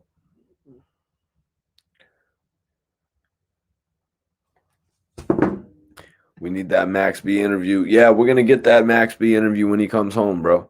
When Max B comes home, we're definitely going to get that interview. He even told me, he's like, yo, when I come home, we're going to do an interview. We're going to go out on the town. Robert Bailey, I'm smoking on some sour. Mark, you on that sour? Okay. Okay, that's what I'm talking about, bro. That's what I'm talking about. Anybody want to come on here live tonight? Anybody want to come on here live tonight and spit some bars? Does anybody want to come on the show tonight and spit some bars? Does anybody want to come on the show tonight and just give your thoughts on any of the 3 topics that we've had? I'm opening the platform to y'all if anybody wants to come on the joint. Otherwise, and I'm saying if anybody has any questions, put their questions in the chat right now, you guys. It's been a great video. Lisa says Meek Mill and 6ix9ine this weekend. Lisa, you think we should do a show on the whole Meek Mill and 6ix9ine thing tomorrow? What do I think about the Pooh Sims interview? I don't really think that shit's cool. I don't think it's cool to be, trying to really make that whole shit 10 years later. Like, come on, man. Like, you was trying to ride the wave real quick when Max B might have came home. You know what I'm saying? You know what I'm saying? Maybe he was trying to ride the wave, but now that it looks like Max has to do another 5 years, now he might be trying to jump off the wave. I'm not really. It would be cool to get Ali from the Lunatics. You know what I'm saying? I actually have reached out to him. Haven't got nothing back from him yet, but it would be cool. But we had Majestic on here who is from St. Louis, and he actually gave us a couple details about things that St. Louis know about the St. Lunatics. Nope, Zeke, Smurf, and I aren't doing interviews together no more. I was trying to actually give him a platform to do his podcast, but he kind of just like flipped the whole shit on me. You know what I mean? He kind of flipped the whole shit about me.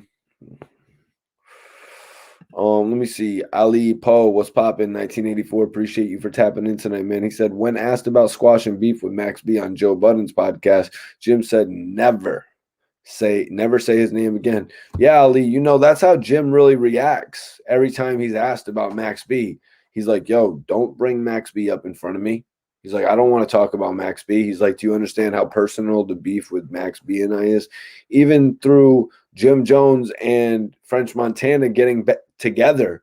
I'm not going to say back together, but them ending their issues. You know, there's no mention of Max B. You know what I mean?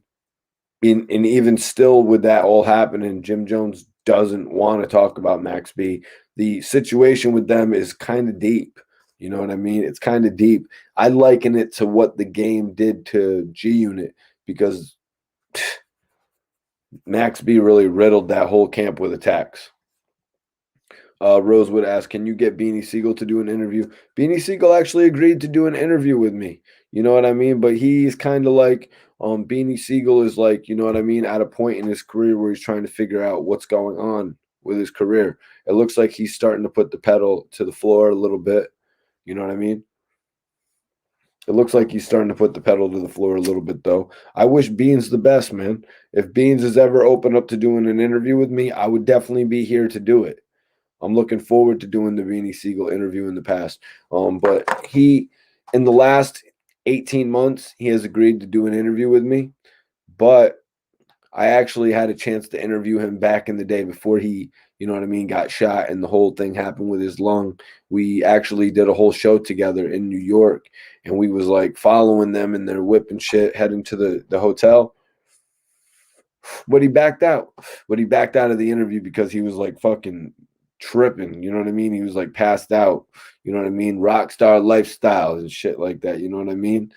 But I respect it. Beans actually let us come to the show that night, let us film in front row and shit. Shit was lit. Appreciate the follow, my dude. Appreciate the follow. It is time to roll up another one. Yep. A Wallow interview would be great. A Wallow interview would be great, but you know, Wallow just has so many things going on right now. EA Polo says that Max disrespected Jim's wifey. Yeah, that's what it boils down to. Max B taking shots at people that Jim Jones really loves. You know, he kind of crossed the line with that.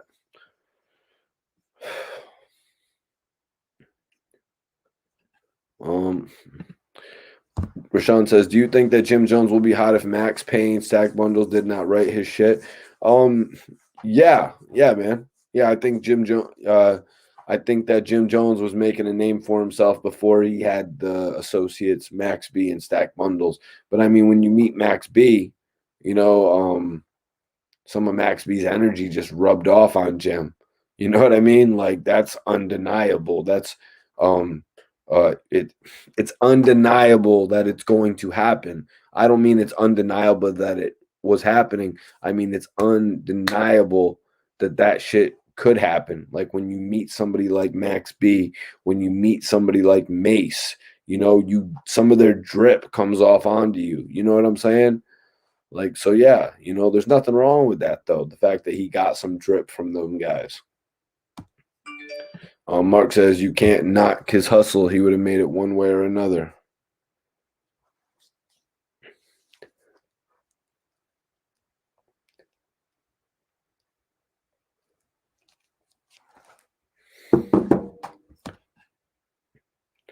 Yeah, no, I totally agree with you right now. I was just basically saying this. You know, Jim Jones really had a hustle. Look at him. He showed up in a video with the game. You know what I mean? Look what he does. He makes people hot. You know what I mean? Jim Jones can do it. I got a real respect for Jim Jones, man. He showed them that he could do it on an independent too. You know, when Joel's got signed to Def Jam and all that, he did it on independent. I got respect for him. Real quick, just to touch on it, I think if he would have released more projects from Max B and Stack, maybe more notably Stack Bundles, shit would have taken off for Bird Gang. Max B, to me, really started taking off really heavily when he worked with French Montana, though. So French Montana and Max B could have worked together, but while with Jim Jones, that would have been the best case scenario. And then you would have had Stack Bundles as well. So that would have really been New York. What about Hot Boy Turk? You know, Hot Boy Turk is dope as hell.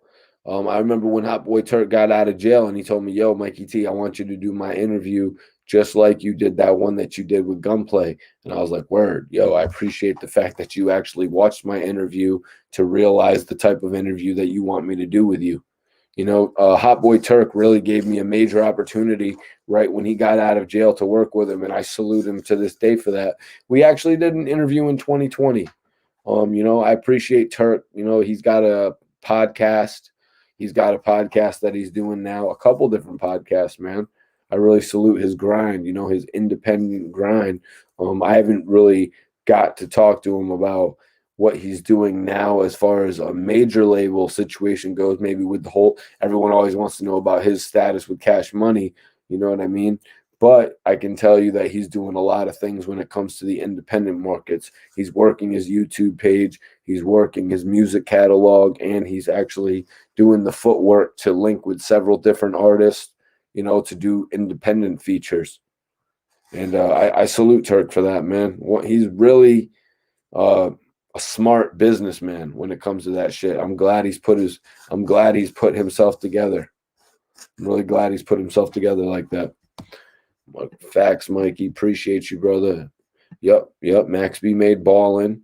Also, why you do that? You know what I mean? He has a number of dope records, but I think Max B really came into his own when he joined up with French Montana. Just my opinion. Rashawn says, do you think the East Coast rappers can put their petty differences behind them and get back to making great music? Yo, I'm going to say this. Last night I was on a live with P2, the homie P2, Supreme McGriff's son and shit. He be grinding, man. That dude be grinding. Like, he interviews with Lord Jamar, you know what I mean? Hassan Campbell came back, blessed the channel the other day.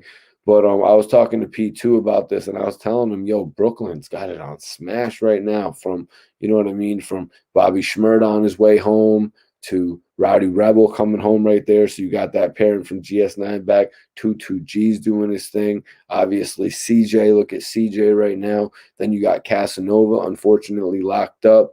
A whole bunch of Brooklyn is doing their thing right now. So I think they can get together, and I think they should do a big New York album, man. Honestly, that's how I feel. Kevin says, Mikey, do you think when your friends don't like, post, or support you on social media, it's true reflection of how they really feel? Let's tap in on that, man. When your friends don't like, post, or support you on social media, it's a true reflection of how they really feel. I think sometimes, first of all, if you're whack and you have whack presentation, it it's kind of annoying to put that on your social media. Like, if you're asking me to post your images on my social media, like on an Instagram post or on my Facebook main picture, you know what I mean? My Instagram main picture, make a tweet about it, and you have like a corny visual when it comes to even like the cover work, or when it comes to your music video, like if you have a poorly produced music video or it's cheap acting, you know what I mean? And it's not really, it's not really something that I feel is a good representation to be on my page, and it's demeaning the look of me. You know what I mean? Sometimes you got to look at it in that situation. That's how sometimes I feel when people ask me to post their material on my page. That's honestly how I feel sometimes. But other times, like people that I know have told me, well, then in reality, you've got to keep it real with somebody, and you got to let them know where they can correct their mistakes and shit like that. So yeah, you know what I mean? There's two sides to that. But let me answer it. Is it a true reflection of how they feel? No, they just don't want you to look bad on their page. You're like, yo, man, like, that shit ain't all that cool. Man, I don't want all of my friends to see that shit that's not that cool, because then my friends are going to look at you like you're kind of whack. Just keeping it real. Just keeping it real on that whole situation. All right, then EA says, especially friends who overpost. Yeah, then you got those friends who like really believe in it. You know what I mean? You got those friends who really believe in it, and they're like overposting it to their other friends, and they're like, yo, man, like, come on, dude. I listen to Jadakiss. I listen to, you know what I mean, Fab. I listen to 50. You know what I mean? I know who these people are. Why are you pumping Jermaine Temple on me? You know what I mean? Like that. Like, what kind of a name, what kind of a rap name is that, first of all? You know what I mean? Like, what the hell is that? What type of music is he making? And what about Jermaine? Whatever. Sorry, I just went off in there. Yo, Rosewood, I had to throw CJ's name in there, man. Come on, man. Runt Dog, Gilla House. Oh, yo, weren't you hating the other night, man? Weren't you hating the other night, man? What, you back?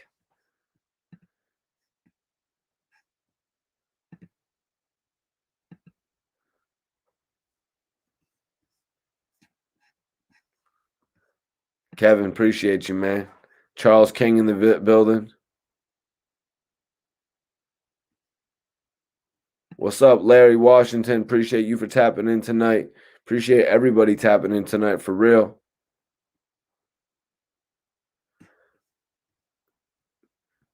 Well, Runt is messing with us. Runt is messing. Oh, okay. Okay, Runt. God bless you, Runt.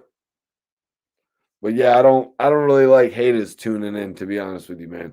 God bless you.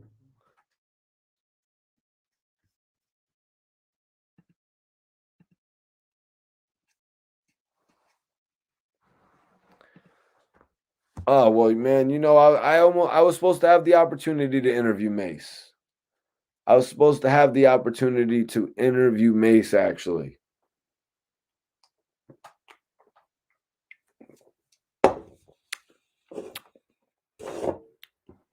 He just backed out of it. He just backed out of it last minute. I should have said, nah, Mace. Never mind that, Mace. We don't need the elaborate studio. We don't need to go to Circle House Studio, because Mace actually made an excuse that we both frequent the same studio, Circle House. I was working at Circle House at the time. You know what I mean? I was actually working at Circle House with BB and the homie Berserk that y'all saw in here the other night. And I met Mace at my homie Arizona Slim studio, which was about 20 minutes away from Circle House. So we was vibing in there like crazy. And I was like, yo, Mace, you know, could we do an interview? And he was like, yeah. He was like, we can do an interview. But he was like, yo, Mikey, man, wouldn't you rather do the interview, though, at like a bigger studio? He was like, you know, he was coming off to me like, we'll get the better look. I was like, I know BB will let us use the studio. This was actually back in like 2013, 2014, just to be honest with you guys. This was like 2013, 2014. Now, if you guys go look online, I actually did go do a club appearance with Mace. If you type in Mikey T, the movie star Mace, you'll see the appearance that Mace did, where he actually filmed one of his return singles and shit like that. But Mace had told me at Arizona Slim Studio, he's like, yeah, we're going to do the interview, but I'd rather do it in like a bigger studio. You know, we could use the A room. Mace was, yeah, I'm gonna let him watch. He can watch the video, but he can no longer comment in the you know what I mean? He can no longer comment and shit like that. Like sometimes I was gonna let him live, but then he tried to come on here. I'm just trying here to see if you have a spine. Like, what? Like, come on, man. You can't be saying some shit like that. Well, Rashawn, I actually remember the homie RBH, my co-host from New Haven. He actually won a contest, a hip hop battle contest. He was on here talking about how he did a couple shows from the Bazaar little Bazaar tour that they did here in the tri-state area, I believe, where he was actually going on there, and he had actually ended up with the Bazaar feature and shit. But the homie RBH actually won a competition to open up for Camp Low.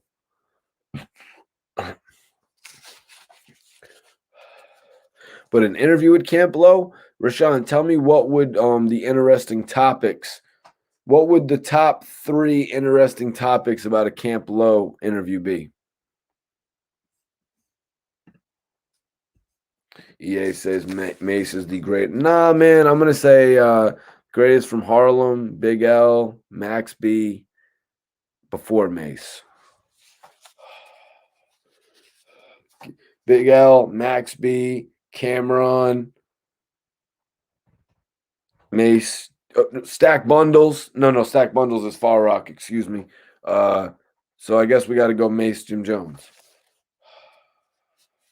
I was thinking about putting Jewels in there, Jewels is Harlem, obviously, right, you guys? But I was thinking about Jewels, putting Jewels in there, but he'd have to probably be after Jim Jones because Jim Jones was, you know what I mean? I actually interviewed Cuban Link back in the day, man. Mikey T, the movie star, Cuban Link. Go check it out.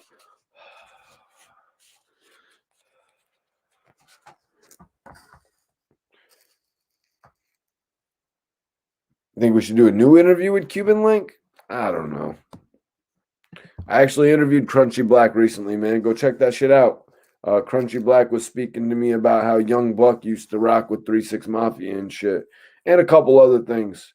Just go check it out. Mikey T, the movie star, Crunchy Black. Crunchy Black is a wild dude, man, but I respect him for giving me an interview, man. And let me tell you, that dude right there, Crunchy Black, knows how to make an interview fun. Yeah, I did an interview with AZ. AZ was a dope interview, man. You know, obviously AZ was one of my favorite rappers coming up when I was younger. Like, he was one of my favorite rappers that really never went all the way mainstream with it. You guys would agree with me, right, when I say that about AZ never going all the way mainstream? No, Mace was that dude, man. You know what I mean? But I think I like Big L and Max B more than I like Mace. If I'm being honest.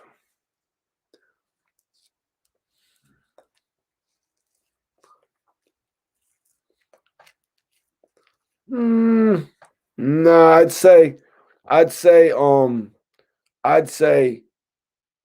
Big L, Max. I'm even tempted to put Max before Big L. I'll go Big L, Max, Cam, Mace, Jim. Yep, AZ. AZ interview was dope. That was right before he released, what was it, Do or Die 2?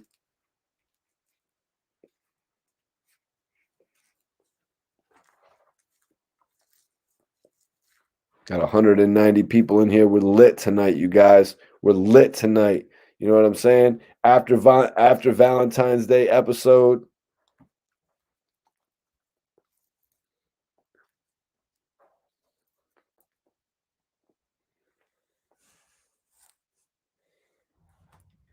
Big Twins.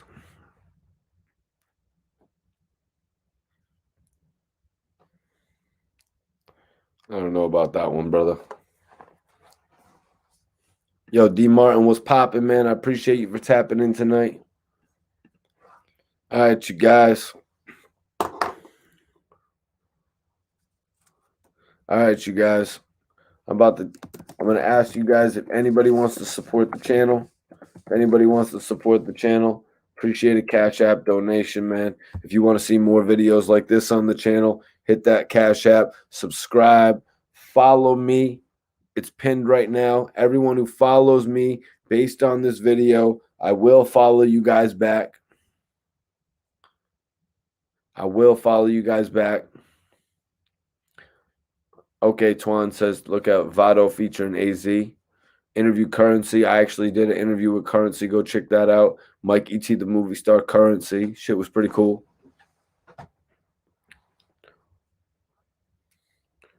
Appreciate you, Ali Poe, man. Sparking up right now. Who's smoking? Anybody smoking right now? What's good? What's happening, everyone? I'm still drink. I want my energy drink endorsement. I know Red Bull ain't coming, but who's coming to endorse me? Yo, Nori, let's do it. New show, Energy Gods. Right? Drink Champs, Energy Gods. Every different energy drinks.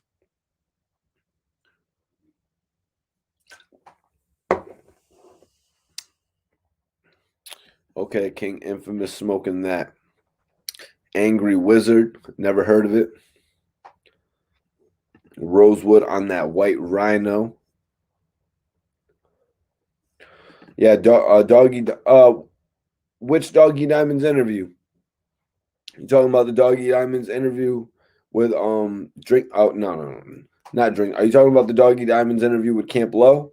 because I saw the Doggy Diamonds interview on Drink Champs. Obviously, I've seen a lot of Doggy Diamonds interviews, but we were talking about Camp Low a few minutes ago, and I believe Doggy Diamonds interviewed someone from Camp Low. I should check that out. Peep Votto AZ. I think Votto had it when he came out, but crushed it with AZ.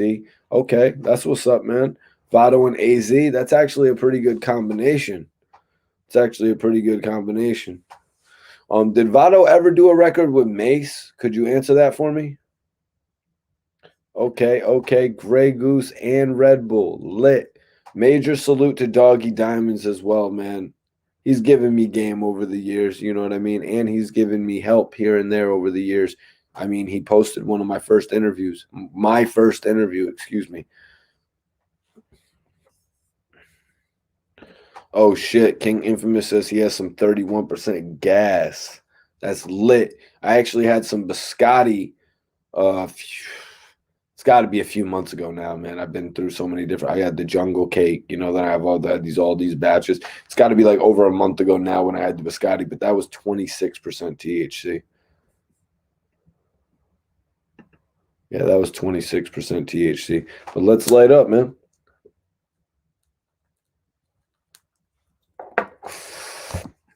But nah, on the real, my guy Ali Poe says you need that Drink Champs interview. You know, I appreciate you saying that, but honestly, man, go check out Doggy Diamond's interview on the Drink Champs.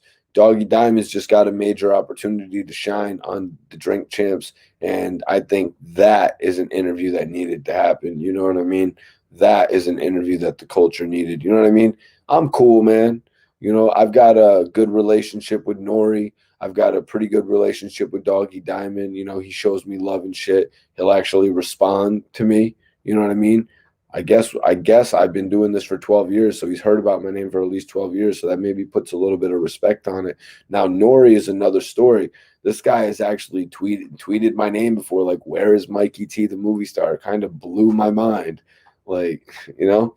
So, but then on the Drink Champs interview that Doggy Diamonds did, like to hear some of their history about how, like, you know, he filmed Nori at one point during the situation with Prodigy, and then, you know, called him later and was like, "Yo, we're not putting none of this out." You know, Doggy had a major opportunity to capitalize on an artist, and he was like, "Nah." He's like, "I'm not going to do that." You know, he put something before the hits. And I respect that because not every blogger would do that. You know what I mean? Not every blogger would be like, take a step back. They would just be so amped to jump home and get the computer and start editing. You know what I mean? They'd be so amped just to do that. You know what I'm saying? But I was respecting it when Doggy Diamonds was talking about the fact that he called Nori. Go check out that interview, you guys. Go check it out. They talk about a bunch of other shit as well. Fendi. Bunch of shit, you guys. Yeah, yo, go check that out. That's actually a new interview that I did. I got a new interview out with OT The Real, basically talking about his new album, Evil Empire. He has a new project out called Evil Empire, and it's really dope. It's about, I think it's what's like 14 cuts. It's a full project compared to the EP that he just dropped called Suze and Bake, which is a ode project to a couple of his homies that are locked up. You guys need to check out both of those projects. Actually, you get a good 20 records from OT The Real right there on some real shit. Yeah, OT is fire. OT is fire, man. I appreciate the fact that he came on and did an exclusive interview with me as well. Go check that out, man. Ed, go check that shit out.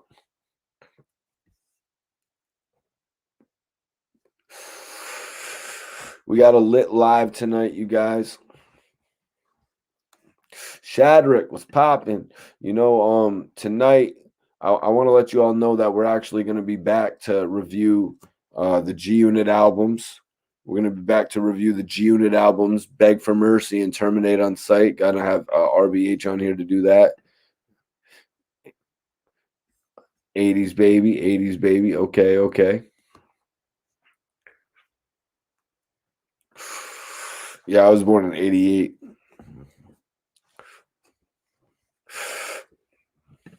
The live is lit tonight, you know? But we're going to do a review. We're basically going to do a review. It's going to be G Unit Beg for Mercy versus G Unit Terminate on Sight. So I'm going to want everybody to tune into that as we review the album so you all can tell us what album at the end you thought was better, Beg for Mercy or Terminate on Sight. You know, it might be just easy to say that Beg for Mercy was the classic album. You know what I mean? Because that's where I stand with it right now. That's a classic group album, but I'm gonna save my rating. You know what I mean? I'm gonna save my rating for when we actually do it. Yeah. YouTube streets. Yo, Twan. Let the people talk how they're gonna talk in here, man. Enjoy the chat, my brother. 84 here. Okay, my G Shadrick. 80s baby all day. EA. I'm gonna have to disagree with you there, man. I'm gonna spell it out pretty simply why I disagree with you about Get Rich or Die Trying actually being better than Beg for Mercy. Everyone in the chat could actually put their thoughts on this as well. But I think Get Rich or Die Trying was better than Beg for Mercy because of the diversity on it. You know what I mean? If the only problem Beg for Mercy had, you guys, was the repetitiveness. It got a little repetitive. It was like 19 tracks. You know what I'm saying? It got a little repetitive. My guy Rosewood says, I'm waiting for the G Unit review. Well, my G, if you want to go check out a couple reviews, we've actually got the G Unit soundtrack review up, the Re-Up review up. I don't know if you already saw them. Also, something a little bit different, Chief Keef Finally Rich. Leak Benzo in the building. Salute to my guy. Leak Benzo said G Unit meant a lot to the game. Who do you like from the Bronx rappers? Well, I mean, obviously Fat Joe, French Montana. You know what I mean? A lot of Bronx rappers out there, man. Let me see. Who else do I like from the Bronx? Fred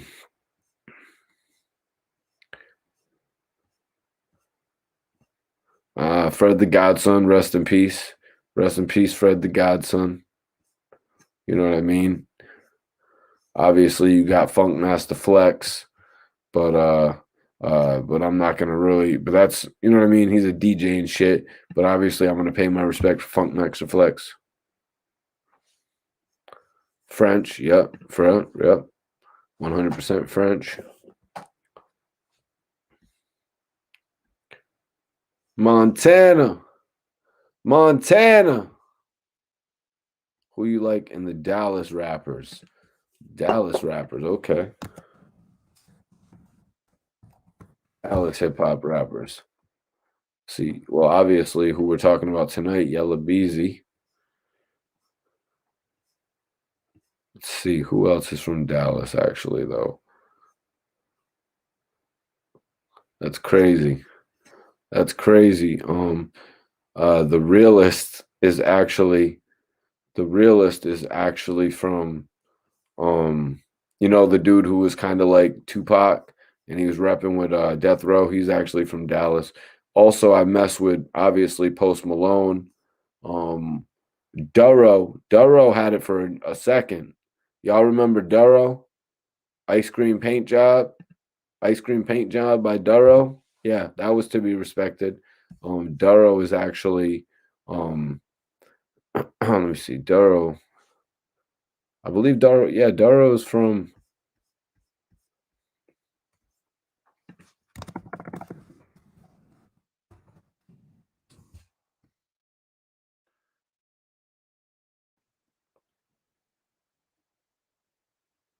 Taking too long on this. Yeah, obviously, if he has a song called Ice Cream Paint Job, he's from Dallas.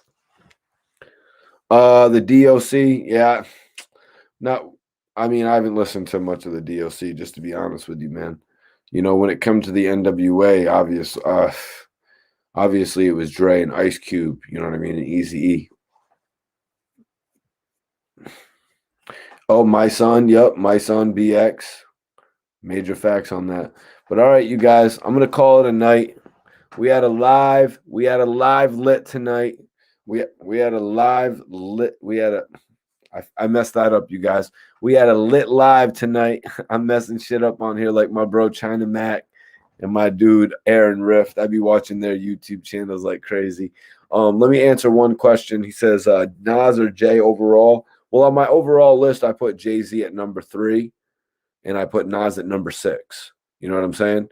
I put Nas at number 6. I put Jay-Z at number 3. So that should tell you right there. What rappers are you working with out of Chicago? I've worked with SD. Actually, I've actually worked with SD before from Chicago. Can't remember off top who I've worked with from Chicago right now, but Crunchy Black was actually telling me he was living in Chicago at the time of our interview. But yeah, so Ali says that Nasir Esco body J with Ether. But if we're talking about, you know what I mean? If we're talking about overall, I'm just basing it on that. Rosewood said, what time tomorrow? Tomorrow, you know, we'll be on here 9 o'clock tomorrow. Everyone tap in. 32, my brother. Appreciate you tapping in tonight, Ed. Really do. We got 188 likes in this chat. We got 188 likes on this video. I need 12 more likes, you guys. Let's get that shit up. Let's get that shit up to 200 likes. Let me get. All right, we got 189. Let me get 11 likes, y'all. I need 11 likes on this video. Let's go. Let's run that shit up to 200. Hit the like button if you haven't already.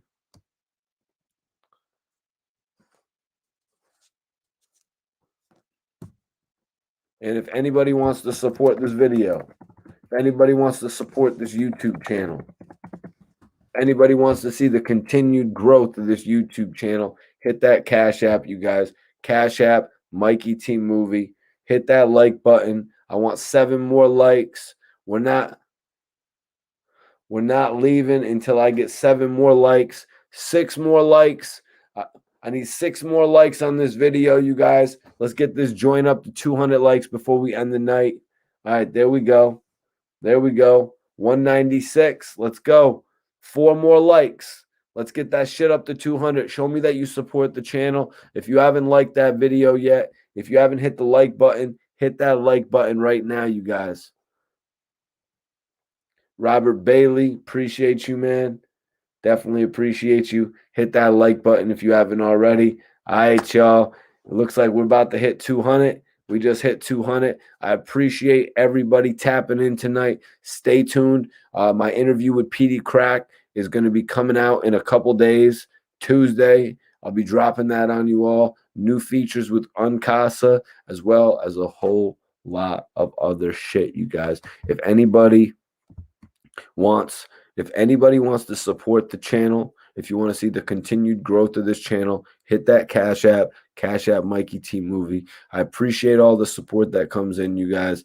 I really appreciate all the feedback that you guys give me, man. It shows me that this is worth it. Tell a friend to subscribe to this channel so we continue growing this hip-hop community together, everyone. Really appreciate everybody for tapping in tonight on The Real. Salute to y'all.